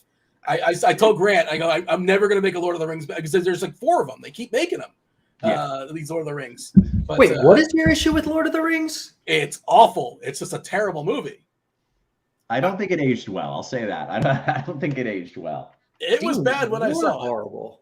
Yeah. It's a terrible movie. And George, all of them? Did you watch all 3? Are we talking about like the original Peter Jackson trilogy? Oh yeah, R.R. Martin's actually that's Peter Jackson, right? R.R. Martin is something else. That's Game of Thrones. Yeah, I was sidetracked, but yeah, it's terrible. I mean, I was miserable watching that movie, but I owned up to it because I lost a bet. And it's like 3 hours long. That's the best part. This is long. Homer in the bushes for you right now. Like that's just not it. I did not enjoy it. It was. I loved it, but it was like a high school phenomenon. We were like, everyone went together. We went at midnight. Like it was a thing. It was an experience. To just sit down and watch it now, like 20 years later, for 3.5 hours, sounds kind of terrible, honestly. You know what? We're not friends either anymore, Roth. Sorry, I enjoyed it when it was a thing, but I don't know. Roth, we just become best friends. How do you feel about John Stamos? We're best friends, bud. Will is here as well. Bill, if you have any thoughts, Will, by all means chime in on Lord of the Rings. But yes, pro, con. I'm upset TJ's not on tonight, because TJ would be furious right now. Yeah, he would. Yes. Well, he likes anything to do with like fantasy. Like, he's got to have a bar at some point. Like, there's got to be some fantasy show he's watched where he's like, you know what, this one's not for me. And it should be Lord of the Rings. Yeah, I've never watched Lord of the Rings ever. Me neither, Chief. Any of them. Can we get Chop's take on this? Chop, were you? I've never seen any Lord of the Rings movies. Never seen Lord of the Rings. Oh my God. Okay, Dean had to be forced to do it, and the rest of us never even seen it. So everyone's got homework. Go home tonight, read the book, and then watch the movies. All 2,000 pages. Just like a few months ago, I finally, for the first time ever, watched The Godfather. Oh, Chop, come on! Wow, that's Chop. Have you seen Goodfellas? Oh gosh, yes, Goodfellas. Okay. About 1,000 times. So good, Goodfellas. Has anybody seen Harlem Nights? Oh yeah, of course. Little Murphy, little Eddie in his prime. Yeah. Okay, all right. Roth, have you seen Harlem Nights? I don't think I've seen Harlem Nights. No, I got to add that one to the list, I guess. That's my point. I'll be the iceberg. It's a cultural trade-off. So you watch Harlem Nights, and I'll watch Lord of the Rings. That'll be our cultural. You lose that bet, just so you know, Will. Yeah, they're wrong out of that. Yeah, that works. By the way, TJ in chat, Carty, I hope you're sitting down. For what it's worth, I do not like Lord of the Rings. Even TJ won't stand for Lord of the Rings. TJ is a disappointment, let me tell you. I thought TJ liked cool stuff like this, and I'm just blown away. And just so you know, the original Eddie Murphy by the name of Richard Pryor is actually in Harlem Nights. So anyway, Arsenio Hall, right? Isn't he also in it too? Or I think he's in that. Yes, no? I feel like he is. Am I wrong? Doesn't matter. All right. We got anything else here? Chop? We stepping aside, getting out of here, Tim? We're good to go? We're good, Dean. Let's let them do their job. Yeah. All right. FanDuel sponsor Crunch Time. You got Chief Mineralogist Kevin Roth. You got Derek Carty, the lover of a terrible movie. We have Will. Come on. All right. Roth, take it away. Enjoy your week. Go eat. Good stuff as always, guys. Welcome to it. This is indeed Crunch Time, the show sponsored by FanDuel. It's the show where we bring on two of the sharpest minds in the biz. We got one Derek Carty, the inventor, creator, and CFO of the BatX Enterprises. What up, Carty? I'm just so furious right now. Tilted over that. Yeah, I didn't know you were such a Lord of the Rings fan. I love Lord of the Rings. Great. Yeah, I mean, I enjoyed it. It was a thing. But I mean, I get if you I don't know, it's not like your favorite thing or whatever. But for Dean to say it's terrible, that's just objectively wrong. I just think if you came to the party 20 years late and you watched it, you might be like, yeah, no, this doesn't. Guys, Dean doesn't eat real food, so just throw that take out. True. Yeah, any takes of Dean's, you do have to a little grain of salt there. If you look at the IMDb top 10 movies of all time, 2 of the Lord of the Rings are freaking in it. Just from just normal people who like movies. It's also in the AFI's top classic movie, top 100. It's objectively great from critics and just normal people, but apparently not Dean and not Kevin Roth because they have no taste. All right, these are fair points, Carty. This is math, as Carty says. This is the math. You cannot argue with it. The math says they are good movies. We got Chief as well. What up, Chief? How are you? I'm good, man. Another day. It's date night. As you can see, I don't have on a shirt and tie because you don't have to go do anything official, so we can just but go. You got little buttons. You got buttons going on. Oh yeah, but this is a soft shirt. This isn't a hard collar. We're going to eat some seafood, and so Fridays. I always look forward to Fridays, man. Date night. It's a fun time. So that's what I will be doing. Okay, well, sounds like you've got a good little day here. We've got to figure out what we're going to do about this slate, and sadly, we have to figure out what we're going to do about this weather. There are 3 games with a chance of a delay, and they all, to me, have pretty much the same chance. It's New York, it's Baltimore, it's Philly. You've got this cluster of showers moving in, and it's this broken line. They're all kind of equal in that. So, Carty, are these games we want pitchers? Sorry, still fuming. Yeah. It's in New York, Philly, and Baltimore. I feel like people want pitchers here. Yeah, definitely. Carty, whenever you get into that, I will have a question for you. I want to pick your brain about Garrett Cole, just on the surface. Okay.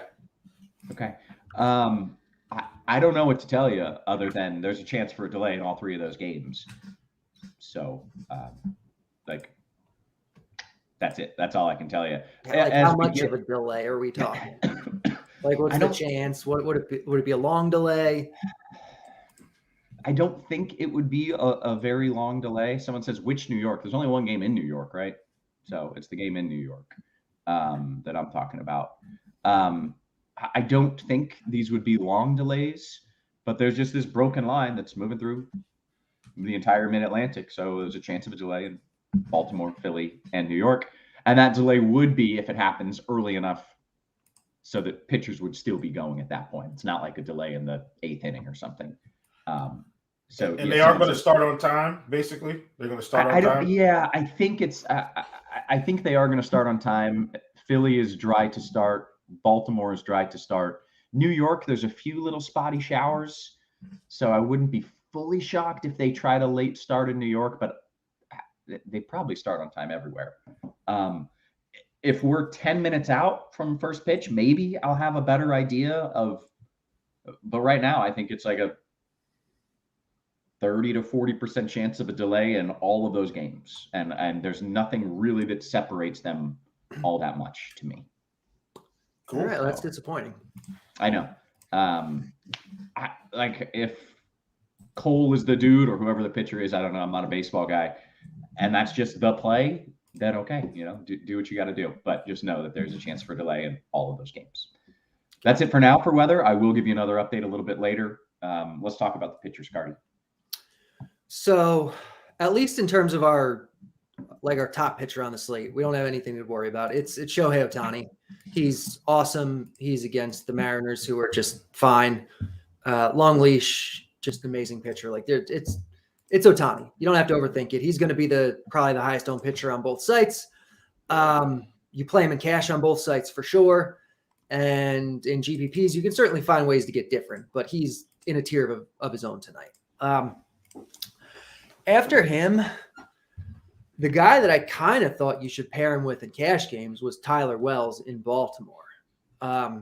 Just because, because the bat hasn't projected as the second best pitcher on the slate, above Cole, above Castillo, above Cease, above anybody else.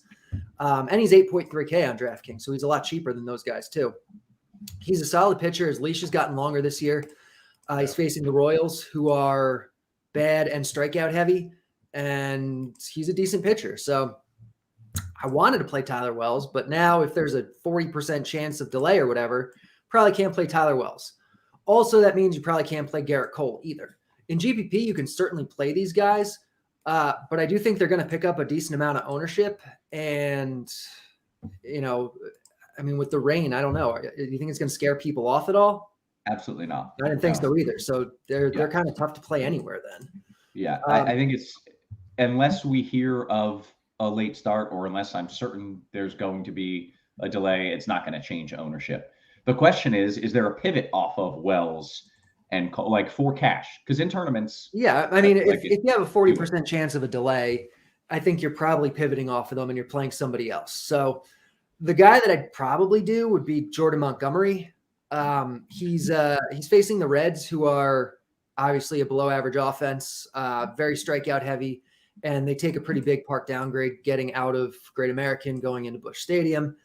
Montgomery's 7.3K. He's cheaper than Wells. He'll get you some extra bats. Not as good, but if we're really concerned about the weather, I'm fine just kind of going down to a guy like him. You also have Kikuchi against Minnesota in a good strikeout matchup for around the same price tag, who's going to be totally fine. Definitely in GPPs. I like him a lot.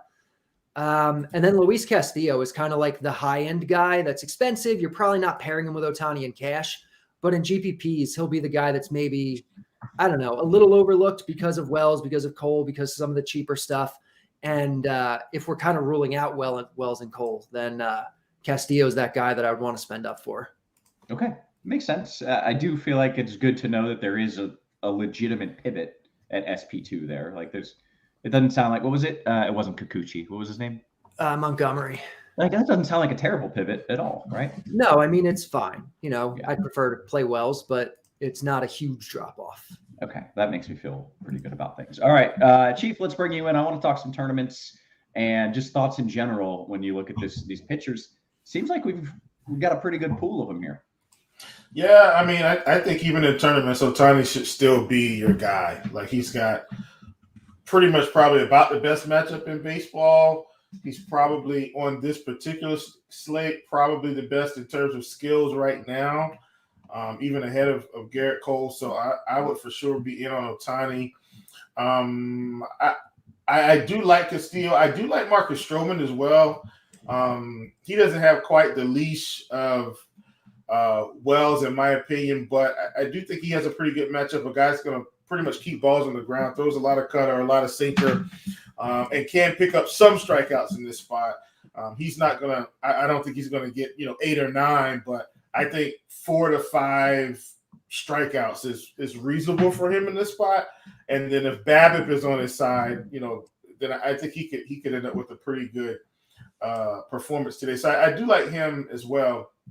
I'm going to cut myself short because a lot of these other pitchers are just kind of blah. I'm not really playing them. AJ Smith-Shawver, I think, at his price tag, if he's going to come in, they're going to give him a leash. I don't mind just kind of sprinkling him in. We've only got him at 1%. He's not projected for a lot of fantasy points, but this would just be me kind of taking a shot at a guy that's been pretty good in his limited, appearances in the minors.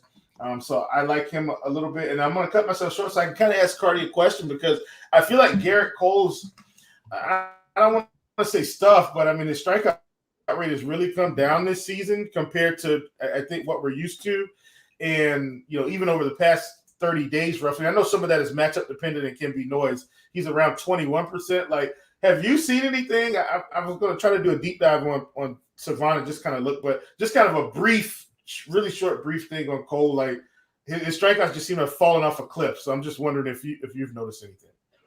Yeah, I mean, if you want to play the narrative game with Garrett Cole, it's that. I mean, he's a guy when they banned the sticky stuff, in June or whatever it was, 2021, he kind of fell off. And before this season, they kind of said they were gonna, really crack down on the sticky stuff again. Yeah. And we have seen his strikeouts are down. His stuff is a little worse, judging by the stuff metrics on Fangraphs. It's not a lot worse, so I'm not I don't know, like totally saying he's like not the same guy anymore. But his strikeouts are down. The bat didn't think he was like one of the true elites to begin with. It had him, I think, preseason as like a top 15 or 20 pitcher, not like a top 5 like everyone else thought he was. So the bat's not super surprised, but I mean, obviously he's he's in a decent spot tonight. He's still Garrett Cole. The rain risk kind of scares me off, but it's not like I think he's bad by any means. Okay. Yeah, I'm going with the full fade, but I just, I had I would be fine with that, especially with the weather. I don't think you need to force Garrett Cole tonight. Yeah. Thanks for that, Carty, and thank you, Ross, for that little space. Yeah, absolutely. I like this question from Reds Gal. Does it matter that the Reds got to that the Reds got to Montgomery a few weeks ago?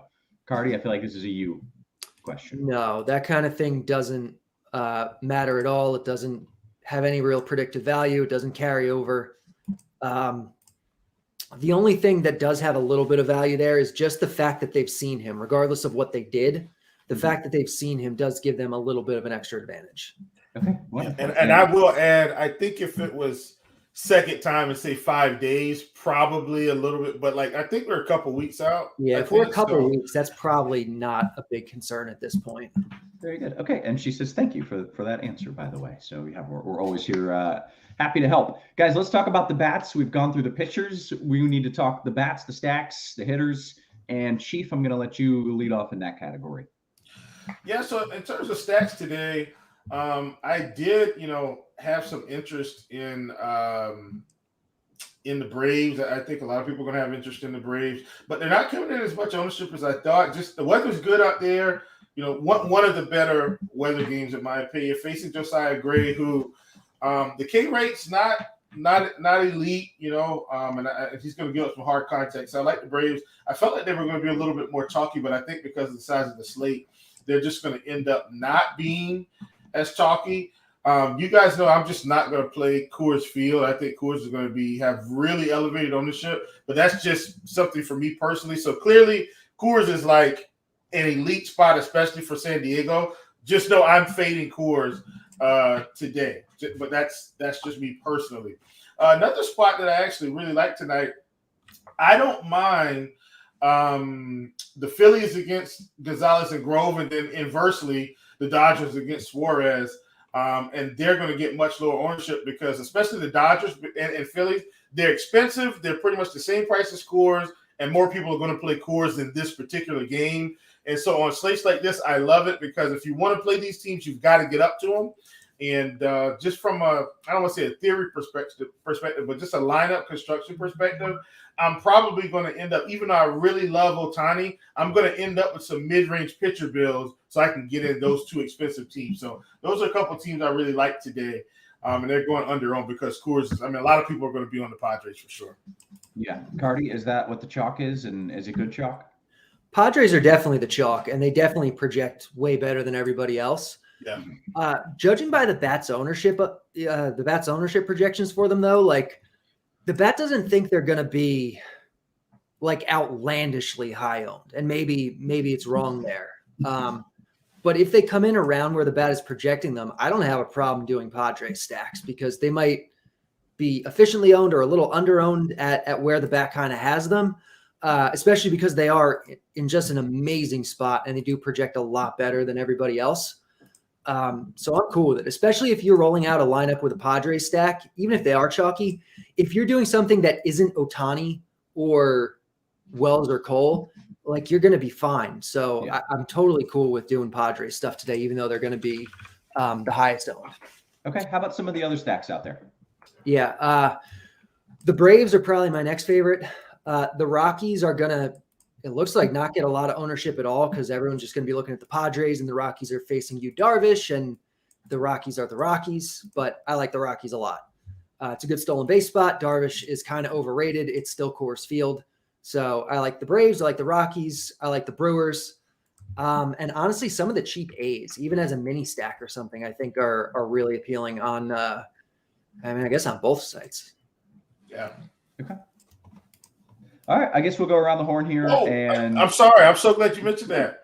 Please the do. Pirates, folks, the Pirates facing Tyler McGill today.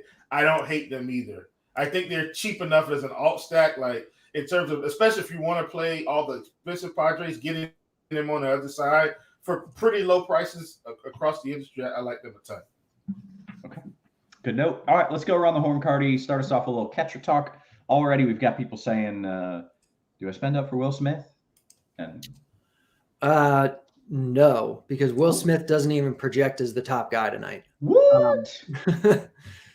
In cash, you're playing Gary Sanchez or you're terrible. Like he's $2K cheaper than Will Smith, projects 1.5 better, and is in Coors Field hitting cleanup against one of the worst lefties in baseball. Like just play Gary Sanchez for 2K less. But yeah, Will Smith is great. Certainly in GBPs, you can play him. You can play him as a one-off. Sean Murphy, I like a lot. I mentioned really liking a Brave stack. I like him in that stack. I like him as a one-off. But Sanchez is definitely the guy. If you need kind of a cheaper pivot, you're probably looking at like Francisco Alvarez or Ryan Jeffers or someone like that. Okay. Chief, any other thoughts there at catcher? What I will say is I think tonight is a good night to play some catchers on FanDuel just because they kind of go overlooked. So that's just a general statement. I'm not saying specifically. I'm saying generally I think you should get some of them in. I think Carter mentioned Alvarez. Alvarez in the 2 spot is, that on DraftKings, that feels like a great play to me. If you like the Pirates like I do, you got hedges at 2,400. I don't think he's a better play than Alvarez, but I'd still consider him. If you're paying up, obviously it's Will Smith or JT Realmuto, which those guys are getting a whole lot of ownership today as well. Okay. Let's go to first base. Chief, you can lead us off there. Yeah, so one of my favorite tournament first basemen is actually Vlad. I don't think he's going to get a lot of ownership today. And I know Sonny Gray has, struggled a little bit here recently, probably was pitching a little bit above his head earlier in the season. But Vlad as a one-off to me is a really good play. A guy just doesn't strike out a ton. I don't hate playing a couple guys against Cole. Like Cole's still pretty good against righties, don't get me wrong, but Justin Turner on the cheap end at 3,600, I don't hate him. Especially this game has a little bit of a delay. We might even see Cole for that long of a time. We've got in the Atlanta game, obviously, you got Matt Olson. He's probably another one of my favorites at 5,800. Definitely a guy that we want to get in some tournament bills. Okay, Carty, first. Yeah, so Matt Olson is the guy that I like the most. I don't think you have to get up there in cash, but in tournaments, like I said, I love Atlanta stacks. Olson's one of the best hitters in the lineup. Olson's great. Totally agree with Chief about Vlad being a great GPP play. And I'd throw Paul Goldschmidt in for basically the same reason. They're both going to be under-owned, overlooked, but they're great. They're both in pretty good spots. But people are going to play more of, like the Jake Cronenworth or the, other things that there's not going to be spending up there. In terms of saving money, though, I should mention, okay, so on FanDuel, Gary Sanchez projects better than every first baseman except for Matt Olson. So even though you don't have to play a catcher, you can and probably should play Gary Sanchez on FanDuel.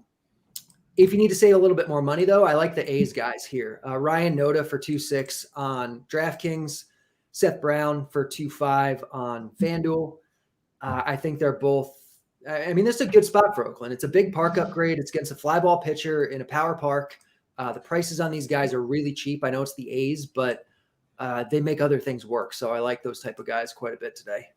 Okay, Carty, I want to go back real quick, give a little weather update. Where were the pitchers that we wanted in the Mid-Atlantic? I know there was Cole in New York. The guy I wanted the most was in Baltimore, Tyler Wells. Okay. And then also Cole was in the mix too. Okay. The game that I'm most concerned with the delay, like as we get a little closer, I can get a slightly better idea of like which games are riskier. I think Philly is the most likely game to see a delay. I would put that at somewhere between 40 and 50%. And then New York and Baltimore probably still in that like 30%, maybe 30 to 40% range. So I'm glad to hear that it's not Philly where that guy was, because that I think is just, if Philly takes a little step up compared to the other two games as far as delay chances. So again, if you want to pitch these guys, whether it's Cole or whoever the hell the guy is in Baltimore, what's his name, Carty? Tyler Wells. Or Wells, that's fine, especially in a GPP. I'm not saying there's definitely a delay. And even if there is a delay, there's a chance it's short enough that they just get back out there and it works out. Just know that there is that risk. So people always say, is it safe? Is it safe to do this? And like the answer is no, that's not the safe play, because there's a chance for a delay. Okay, take me to second base, Carty. All right. Second base is not as ugly as it can be. We have Mookie Betts against a lefty in a good power park. I don't think you have to spend up there in cash, but he's definitely the top overall option at second base, and a guy that if you can get up there, certainly in GPPs, is going to be worth it, and probably not even going to be that high owned. Then you kind of have the Coors guys, who I think are fine, but you are going to have to prioritize like which Padres you're going to play. So you have Cronenworth here. You have Ryan McMahon on the other side of the game on FanDuel. I mean, they're fine, but I think I probably prefer other guys from Coors. Second is a spot, really. I think you probably just save money. Like, you can play Albies, certainly in your Brave stacks. I like Albies. You can get up there if you want to. Nolan Gorman is going to be fine. But I think I probably just want to punt it. Like, we have Jace Peterson on DraftKings for 2-2 in that Oakland lineup. He's hitting fifth. It's a good spot. I have no problem just saving money and doing that. On FanDuel, on the other side of that game, we have Luis Urias for 2.3K. Like, I think he's fine. We have Tucupita Marcano hitting leadoff for the Pirates at 2.4 on FanDuel. Like, I think he's fine. It's a position where there's not like a clear guy. There's a number of guys you can play. And I think probably saving money and going with one of the cheaper ones is my preferred route. Okay. Chief, your thoughts at second? Yeah, don't hate Albies on DraftKings. Don't hate Owen Miller at 3,800. Like, he's another kind of cheap option that I think is in a pretty good spot. I don't hate Dubon leading off as well at 3,500. I think I'm going to end up with a cheap second baseman today because obviously Mookie Betts, I can get him in the outfield or second. I do want to play some Mookie, but I think I'm going to end up with a cheap second baseman to just kind of spread out my salary distribution. Okay, then let's go to third. So third base, another spot here. I am going to try to pick on Cole a little bit. I do like Devers at 5,400. Especially with, like I said, the things I've seen. Devers is just going to come in very low owned today. I don't hate Muncy, lefty. I don't hate Arenado at 5,200, Austin Riley, Bregman. A lot of these guys are going to be coming from my stacks. I don't mind Brian Hayes at 4,100. And then I think I talked about Turner at first base. So, he's a guy that I will skip over. Another guy, so this one, he's really cheap. Josh Donaldson, the 2-hole tonight, 3,400. I like him as well. So those are a couple of guys at third that definitely in the pool. Carty, any other names? Did you mention Machado, Chief? I didn't, but remember, I'm not playing Padres. Yeah. So I got to mention Machado. Machado's easily the top option. Obviously, will also be the highest owned. In cash, you're playing Machado. In your Padres stacks, you're playing Machado. And then you're doing different stuff in GPPs because Machado is the only guy you can play in cash. Jose Ramirez, I think, is the guy that I have a lot of interest in GPPs that I don't think Chief mentioned because, he's good. He's facing a good pitcher, and so people are not going to play him, but he's still Jose Ramirez. So I'm on board with that. Okay. How about shortstop, Carty? We have Xander Bogaerts as the top guy in Coors, but again, you have to figure out how many Padres you're going to play. I don't think you have to pay for Bogaerts. Willy Adames, I think, is totally fine to save money with. He projects really well too. He's against a bad lefty from Oakland, and he's got lots of power. He's got the platoon advantage. He's got a great spot in the order. I think he's kind of the best bang for your buck type of guy. On FanDuel too, I guess we need to mention Fernando Tatis. Probably wind up playing him in the outfield, but he's the best player on the slate, and so you can certainly play him at shortstop here also. And then if you're saving money, you have Luis Urias again, eligible at shortstop in the same lineup as Adames for 2-3 on FanDuel, and I think he's fine to save money with. And I mentioned Marcano. I think it's second base on FanDuel. On DK, he's shortstop only. He's 2-4. He's the guy that you would save money with, I think, if you're going to do it. Okay. Chief, your thoughts at short?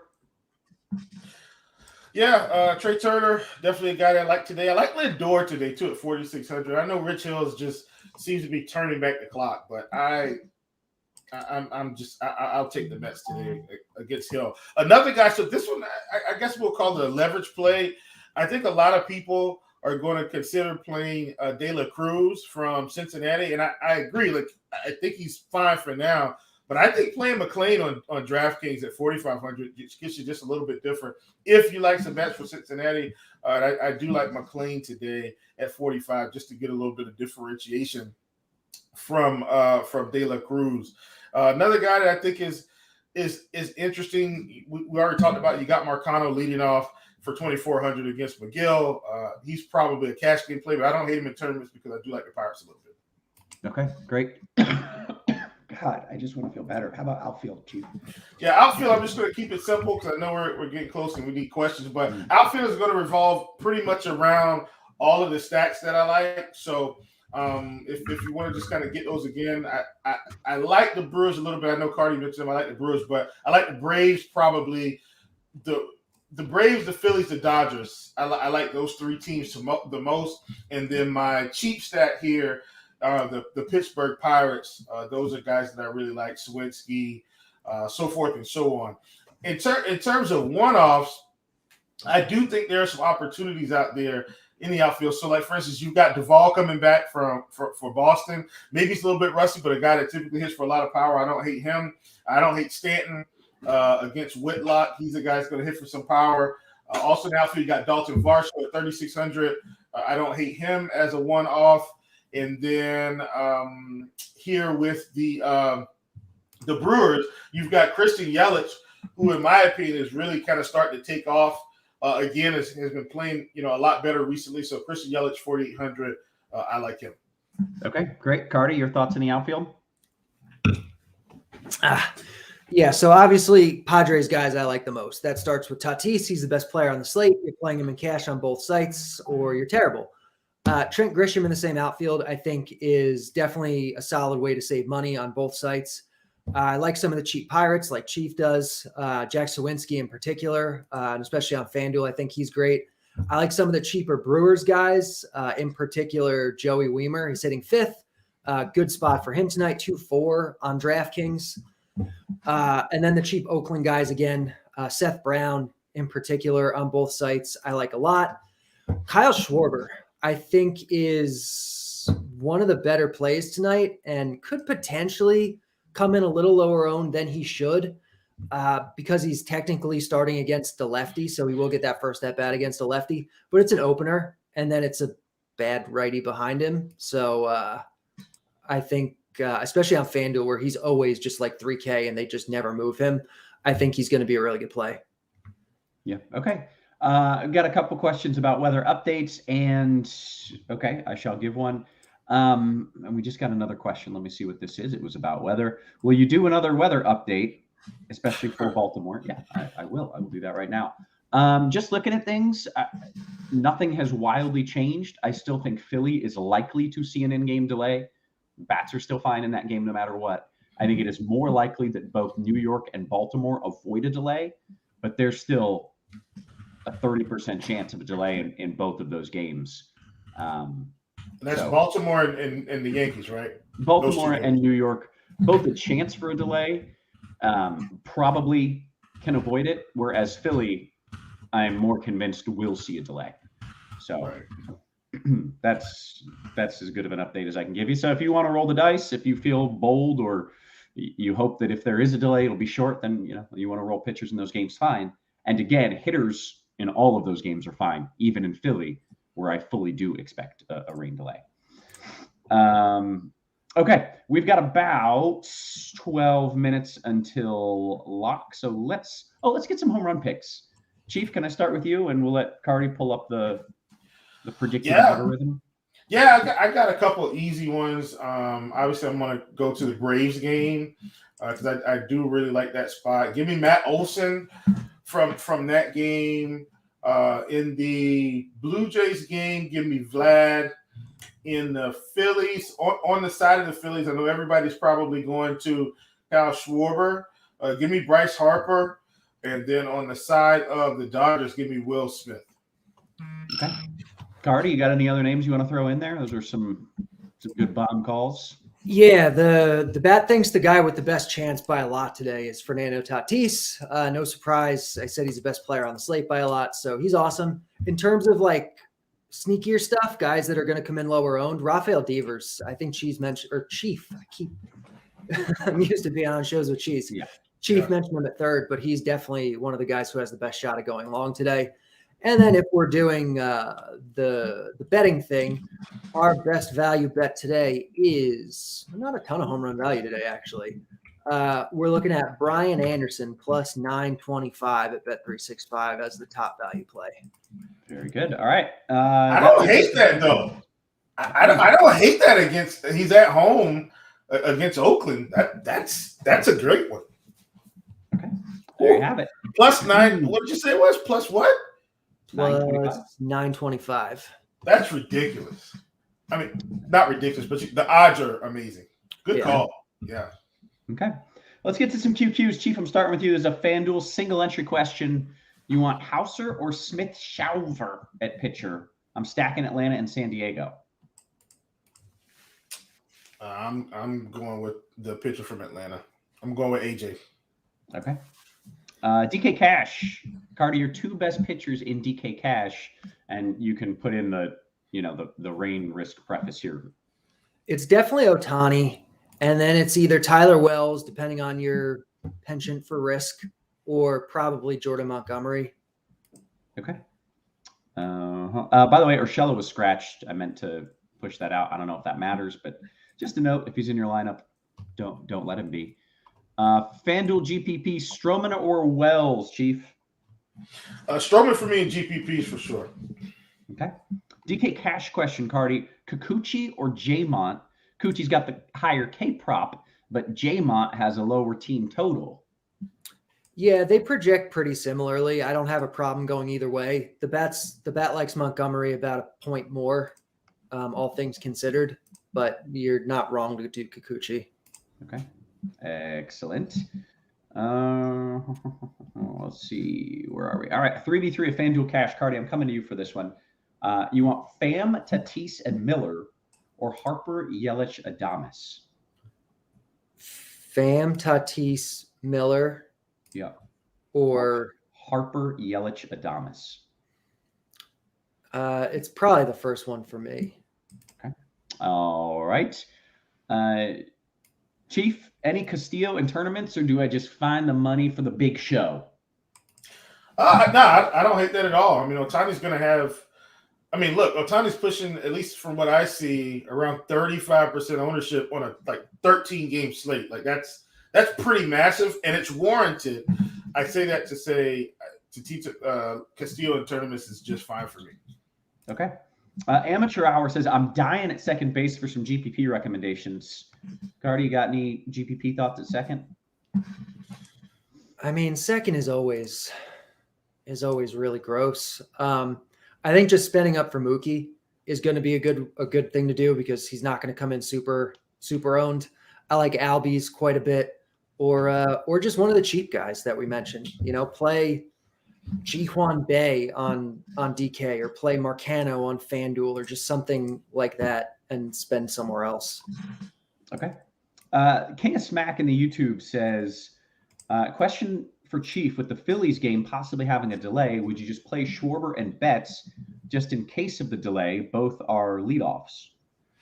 Well, I mean, according to our brilliant weatherman here, That's me. It's a delay, but it shouldn't be a PPD. And so in that case, it would affect the pitchers a lot more than the hitters. I'm fine with hitters no matter what. That's it. Any of these games, even Philly, which is most likely to see a rain delay, they're all going to play. There are going to be no postponements today. They may delay it, but that game is going to play. And in Philly, maybe they'll just play through the rain anyways. But regardless, they're going to play. All of those games are going to play. Let's see here. FanDuel GPP. Chiefs. See, now you got me doing it, Carty. Chief, do you mind playing guys like Witt, Perez, and Prato as secondary stack to be different in a Padres lineup? Yeah. I don't hate that at all. Okay. FanDuel GPP, single entry, Carty, Montgomery, or Kikuchi? I feel like we just talked about this, right? We talked about them for cash, but it's the same answer. They're both great. I prefer Montgomery a little bit, but either one is gonna be fine at their price. Yeah. All right. Brendan in the YouTube chat says, do we want DK Cash, Carty, Brandon Dixon, or Seth Brown? Seth Brown. Brandon Dixon's like a super high pinch hit guy, I don't think, and he's also bad. Okay, those are two not good things. All right. Aaron Hicks in a 4-hole in the platoon advantage. Any love? Any love for Lil Hicks? I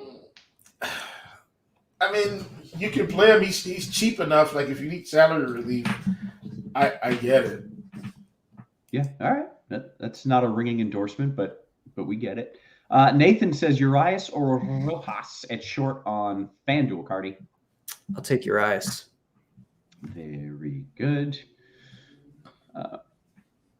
Let's see where we're at. FanDuel single entry. No, we got to that one. All right. We've mostly caught up on the questions. If you've got questions, get them in now or forever hold your peace. You got about 5 minutes until lock. FanDuel GPP. Hayes, Wiener, or Pham? I'm rolling with Hayes. Okay. One day I'm going to grow up and stop calling that guy Wiener, but today is not the day. I will eventually call him by his proper name. Let me just look at radar real quick, make sure nothing has drastically changed here. No. That was not a Zelda music. No, it wasn't. It's an app I haven't been able to figure out how to change it. Okay. I was like, usually I'm used to Zelda ringtones. Have you gotten the new Zelda game? Yes. Is it awesome? Yeah, it's pretty awesome. All right. I haven't had a ton of time to play just because work, but it is good from what I've played. Work.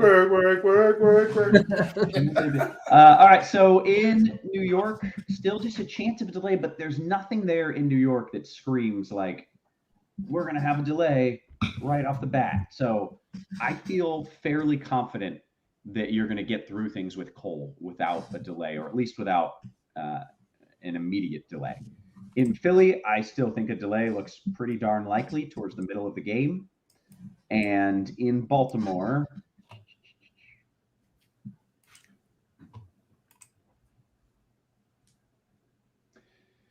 it's close. I think you probably avoid a delay in Baltimore still. I think the likely outcome is that they're either able to just play through a few showers. I think you probably avoid a delay in Baltimore and New York. I think you get a delay in Philly. I think all 3 games play. And if anybody comes at me on Twitter and says my takes were wrong, that's my takes. So those are my takes. You said if there is a delay, it's more likely to be a shorter one.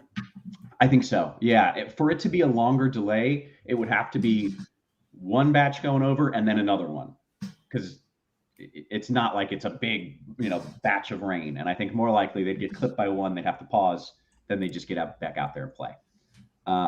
Brian Underwood says, hey, I appreciate you guys. You're respectful and don't treat people like beep. That's more than I can say about some of your competitors. Oh, and the tools and info are better as well. Thanks, guys. Thank you, Byron. Thank you. Brian, not Byron. Thank you, man. We appreciate that. We do our best. Carty was even respectful to someone that was complaining about the price of his product. I was impressed with your control there. The funniest part is the guy who said, "Why is it so high?" is a few messages down in the chat trying to challenge people to 2K contests. Like if you're playing 2K head to heads, you can afford $400 for the bet. Music makes you lose control. Yeah, I think he was trolling here. Steve says he meant Who is it? Like the NBA game, like NBA 2K, not $2,000. All right, a few more questions. DK, Dickerson Abrams or Marcano Sawinski? Carty, Dickinson Abrams or Marcano Sawinski? Marcano Sawinski. Very good. Back to the QQs in the RG Discord where everybody's hanging out. DKGPP, Chief. Oh, what is? Wow, come on. Big Nostrum with a 4v4. Chief, you ready? All right, let's go. All right. Otani, Sanchez, Noda, Marcano, or Wells, Alvarez, Dixon, Lindor with Padres? Otani version. Okay. FanDuel GPP, Chief, Weimer or Jay Sanchez? Weimer. NBA DFS, FanDuel Cash, Carty, Riley, Gary the Goat Sanchez, or Cronenworth? Got to play Gary Goat. As weird as it feels, yeah, I think it's Sanchez. Yes. FanDuel GPP, Kalinic or Ozuna? Chief? Yep. Give me Ozuna today. Okay. Hey, a couple things that I would request from everybody here. One, make sure you hit that thumbs up for us because this is free content and we are respectful and kind and give great information. So please hit that thumbs up, hit the subscribe button as well. We're trying to grow this. We're trying to keep it free for as long as possible. The more eyeballs we get, the longer we can keep it free. It literally is that simple. So please do make sure you're hitting that like and subscribe for us. Also, make sure you sign up for the FanDuel Sportsbook. That's the reason the show is free. If you're in a legal sports betting state, take advantage of their awesome bonus offer. New customers get a no-sweat first bet up to 2,500 smackers, aka dollars, in bonus bets. Terms and conditions do apply. Obviously, that's a really good promo. James says, is there a delay in the Yankees game? I think it's more likely they avoid a delay in both the Yankees and Baltimore, but it's possible in both. I think a delay is likely in Philly. Dan Jen says, where is Cheese? I don't know. He's got a lot. He probably did a whole write-up. I don't know. He works hard. He works like 7 days a week. He's somewhere. He's just not on the show. Hey, we hit the lock. We are going to bounce out of here. James says, yeah. What's up, Chief? I was saying, yes, date night time. Okay. James says, Roth, I saw you on the Weather Channel. Very good stuff. Thank you. I actually got to see it today. I thought it went well, so I appreciate that. We are going to bounce. So for Carty, for Chief, for our wonderful production crew, always working hard behind the scenes. Guys, we appreciate you. We love you, and we will catch you tomorrow. You have been crushed.